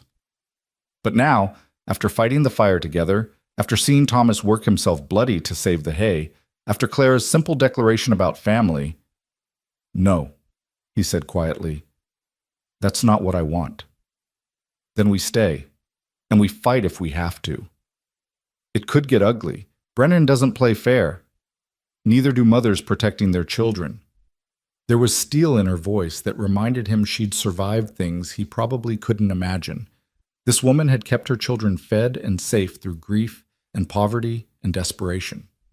A bully like Brennan was just another obstacle to overcome. All right, he said. We stay. We fight. She stood, pausing at the door. Eli? Earlier, when Clara said we were a family, she wasn't wrong, was she? Maybe not a traditional family, maybe not what any of us planned, but still. Miriam, I'm not asking for declarations or promises. I'm just saying that maybe we should stop pretending this is still just business. Because if we're going to fight for this place, we should at least be honest about what we're fighting for. She went inside before he could respond, leaving him alone with thoughts he'd been avoiding for weeks. Because she was right, again. This had stopped being business the moment he'd ridden for the doctor for Clara. Maybe even before that. Maybe the moment Miriam had asked him that question by the stagecoach, cutting through all his defenses with brutal honesty. The next morning brought unexpected allies. Pete Sawyer rode up with 2 other ranchers from the valley, their faces grim. Heard you had a fire, Pete said without preamble. News travels fast. Brennan was in the saloon last night, buying drinks and dropping hints about how dangerous ranching can be. Man was practically celebrating. Still can't prove anything. Don't need to, said Bill Harrison, one of the other ranchers. We all know what Brennan is. Question is, what are we going to do about it? We? You're one of us, Eli, whether you like it or not. And Brennan's been pushing all of us in different ways, but going after a man's winter feed, that crosses a line. What are you proposing? Pete grinned, but it wasn't a pleasant expression. Little community organization, we take turns watching each other's property. Brennan can't burn what's being watched. And if he tries, then he learns that this valley protects its own. It was more support than Eli had expected, more than he'd thought to ask for. But then, he'd never had anything worth protecting before. Anything that made him part of the community, rather than just adjacent to it. I appreciate the offer. It's not an offer, Bill interrupted. It's what neighbors do. Besides, he glanced toward the house where Miriam was visible through the window. Man with a family can't stand watch all night and work all day. You need help, and we're providing it. A man with a family. The words should have triggered his usual denial, but they didn't, because that's what he was now, whether he'd chosen it or not. Thank you, he said simply. They worked out a schedule, each ranch providing men for night watches, a network of protection that Brennan wouldn't expect. As they were leaving, Pete pulled Eli aside. That widow and her children, they're good for you. Pete, I'm not prying, just observing. You've smiled more in the past month than in the previous 10 years. And that boy follows you around like you hung the moon. He's a good kid. He's more than that. He's looking at you like a father. You prepared for that? Was he? Eli thought about Thomas's eager questions, his determination to learn everything, the way he'd started mimicking Eli's stance and gestures. The boy was looking for more than just instruction. He was looking for a model of how to be a man. "I'm figuring it out," Eli admitted. Pete clapped him on the shoulder. "Good. About time you stopped hiding from life." That night at dinner, Eli told them about the community watch. Thomas's face lit up. "So we're not alone? Others will help?" "Appears so." "That's wonderful," Miriam said. "To have neighbors who care." "Don't get too comfortable with it. Once Brennan's dealt with, things will go back to normal." "Will they?" Claire asked innocently. "Or is this the new normal?" Once again, the child's simple question cut to the heart of things. Because this was becoming normal, the four of them at dinner, sharing the day's events, working together, protecting each other. The old normal, the isolation and silence seemed like a distant memory. "Time will tell," Eli said, but even he could hear the uncertainty in his voice. As if to test their new arrangements, Brennan made his move 3 nights later. But instead of finding an unguarded ranch, he found Bill Harrison and his son on watch. The confrontation was brief but decisive. Brennan retreated, but not before making threats about lawyers and land rights and knowing important people in Helena. "Let him threaten," Bill told Eli the next morning. "Man's got no legal standing, and his important friends won't help him when they learn the whole valley's against him." But Eli knew Brennan wouldn't give up easily. Men like him never did. They just got sneakier, more vicious. The tension affected everyone. Thomas jumped at sudden noises. Clara stayed closer to the house. Miriam kept the rifle within easy reach, and Eli found himself constantly watching, waiting for the next attack. It came from an unexpected direction. A letter arrived, official-looking, delivered by a nervous young man from town.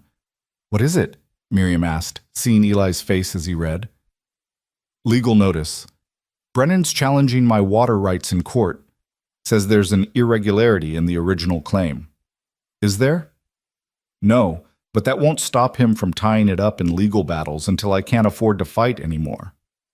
"How much money are we talking about?" He noticed she said "we" again. "More than I have readily available.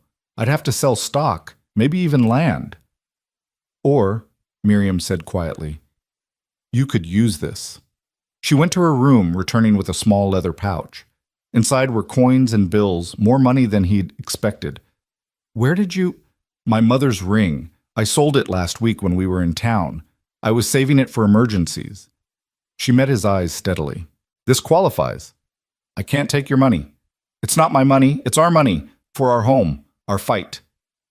"Miriam, don't you dare get noble on me now, Eli Grant. We're in this together, or we're not in it at all. Which is it?" Eli stared at the money in Miriam's outstretched hand, understanding the weight of what she was offering. Her mother's ring had been the last thing of value she owned, the one thing she'd kept through everything, and she'd sold it without telling him, preparing for a battle that wasn't supposed to be hers. "Your mother's ring," he said roughly. "You shouldn't have—" "It was just metal and stone, Eli. This," she gestured to the house, the land beyond the windows. "This is real. This is home. For my children, for—" She paused, then continued more softly. "For us."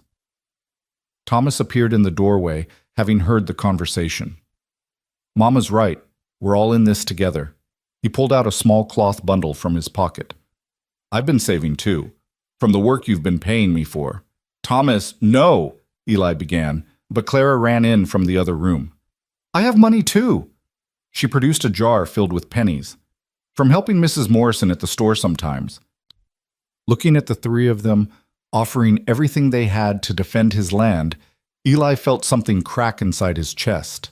The walls he'd built so carefully, maintained so diligently, crumbled like sand before a tide.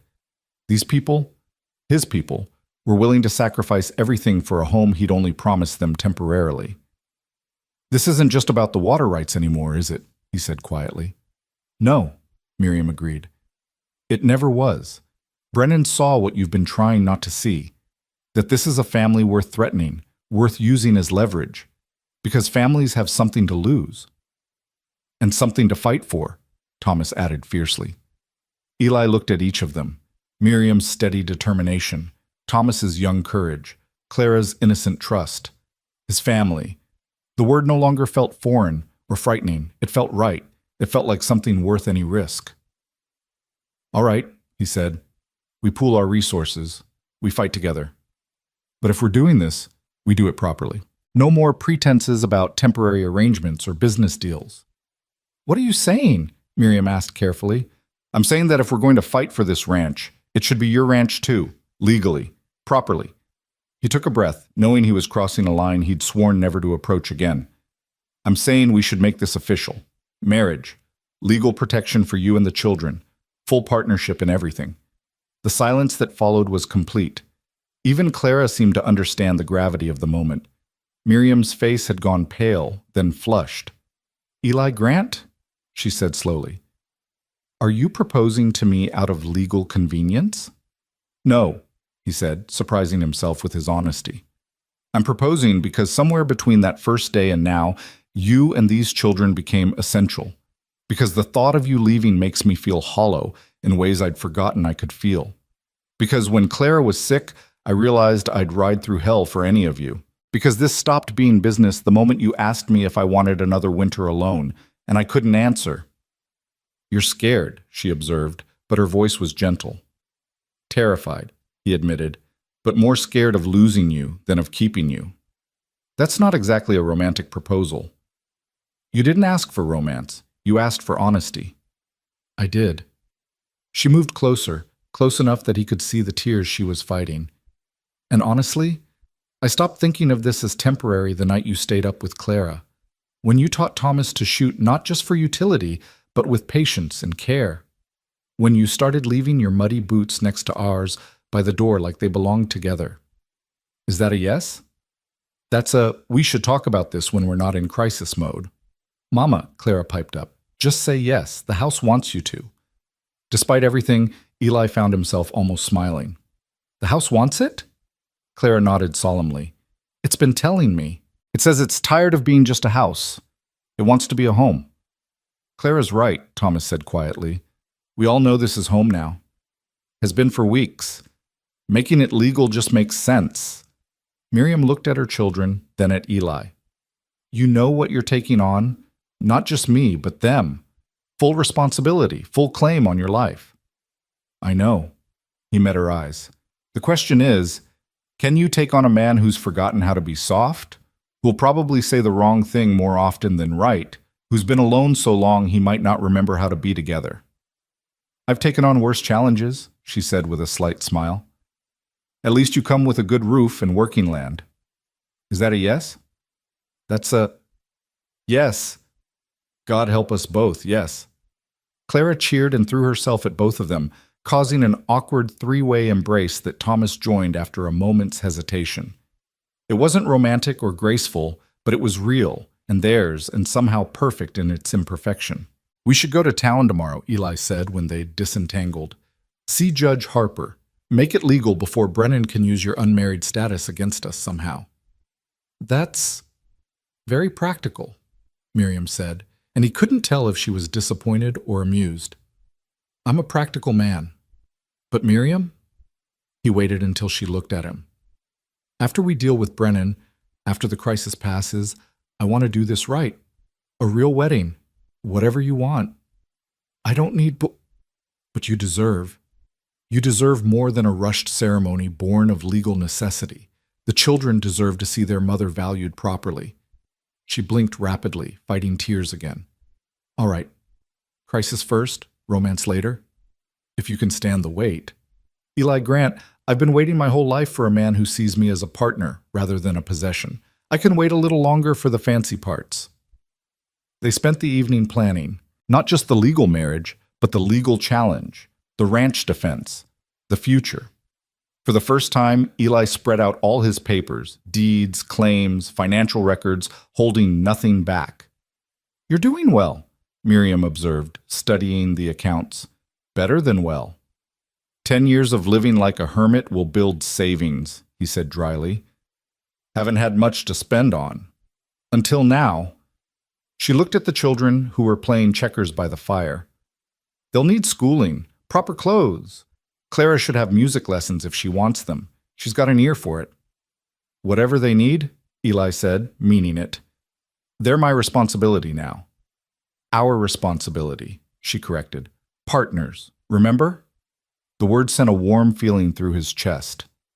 Partners. Not him carrying all the weight alone, but sharing it.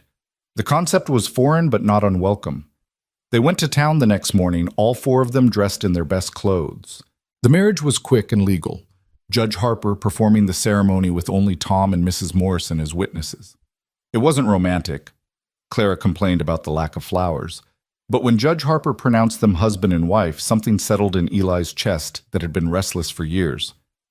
"You may kiss your bride," Judge Harper said with a knowing smile. Eli hesitated, then leaned in and kissed Miriam softly, briefly, aware of the children watching. It was their first kiss, he realized with a start. They'd agreed to marry, to partner for life, before they'd even kissed. Somehow that seemed fitting for them, everything backwards but right despite it.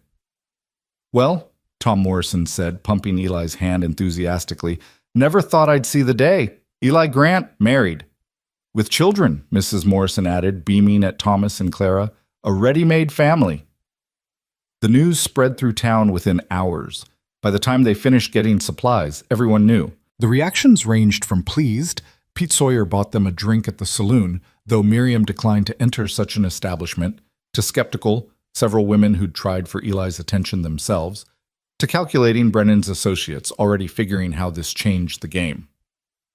"Mrs. Grant," the bank clerk said when Miriam went to add her name to Eli's accounts.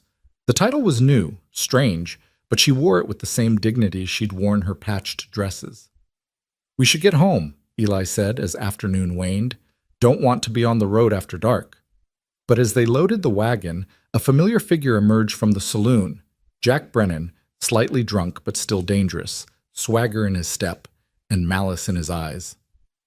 "Well, well, congratulations, Grant. Married the help, did you?" "Watch your tongue, Brennan." "Oh, protective now, are we?" How touching. Brennan's eyes traveled over Miriam insultingly. Though I suppose a man takes what he can get. Damaged goods and another man's leavings, but beggars can't be choosers. Eli moved before thought, his fist connecting with Brennan's jaw with a satisfying crack. Brennan went down hard, blood streaming from his nose. "Eli!" Miriam grabbed his arm as Brennan's men started forward. "You'll regret that, Grant," Brennan snarled from the ground. "You and your whore and her bastards." This time it was Thomas who moved, the boy's boot connecting with Brennan's ribs. "Don't you dare talk about my mother that way." "Thomas, enough," Eli said, pulling the boy back. "He's not worth it." "This isn't over," Brennan said, struggling to his feet. "I'll ruin you, all of you." "You can try," Eli said calmly. "But you should know something, Jack. This valley protects families, and that's what we are now, family, legal and proper. You come at us, you come at all of us. Every rancher who's tired of your bullying, every townsperson you've cheated, every person you've stepped on to get ahead. We're done being afraid of you." A crowd had gathered, and Eli saw nods of agreement, heard murmurs of support. Brennan looked around, perhaps realizing for the first time that his reign of intimidation was ending. "We'll see about that," he muttered, but there was uncertainty in his voice now. The ride home was quiet at first, tension still thrumming through all of them. Then Clara, irrepressible as always, said, "Papa hit him real good." The word stopped everything. Papa. She'd said it naturally, like it had always been true. Eli's hands tightened on the reins. "Clara," Miriam said softly, "you should ask—" "It's all right," Eli interrupted, his voice rough. "She can, if she wants. It's all right." "Really?" Clara's face lit up. "I can call you Papa. If you want." "I want." She bounced in her seat. "Thomas, we have a Papa now." Thomas was more cautious, watching Eli's face. "Sir? Would it be acceptable if I also—" "Thomas," Eli said, pulling the wagon to a stop so he could look at the boy properly. "I would be honored to be your father. Maybe not the one who gave you life, but the one who'll help you grow into the man you're meant to be." Thomas's young face crumpled slightly, emotions overwhelming his attempts at maturity. "Papa," he said quietly, testing the word. "Papa." "Well," Miriam said, wiping her eyes, "this is turning into quite a day." "The best day," Clara announced, even without wedding flowers. They arrived home as the sun was setting, painting the ranch in golden light. It looked different somehow, not just a well-maintained property, but a homestead, a place where a family lived and worked and grew. "I should do evening chores," Eli said, but Miriam stopped him. "Thomas can help me tonight. We should." She blushed slightly. "It is our wedding night." The reality of that hit him suddenly. They were married, legally bound. Tonight she would share his room, his bed. The thought terrified and thrilled him in equal measure. "I don't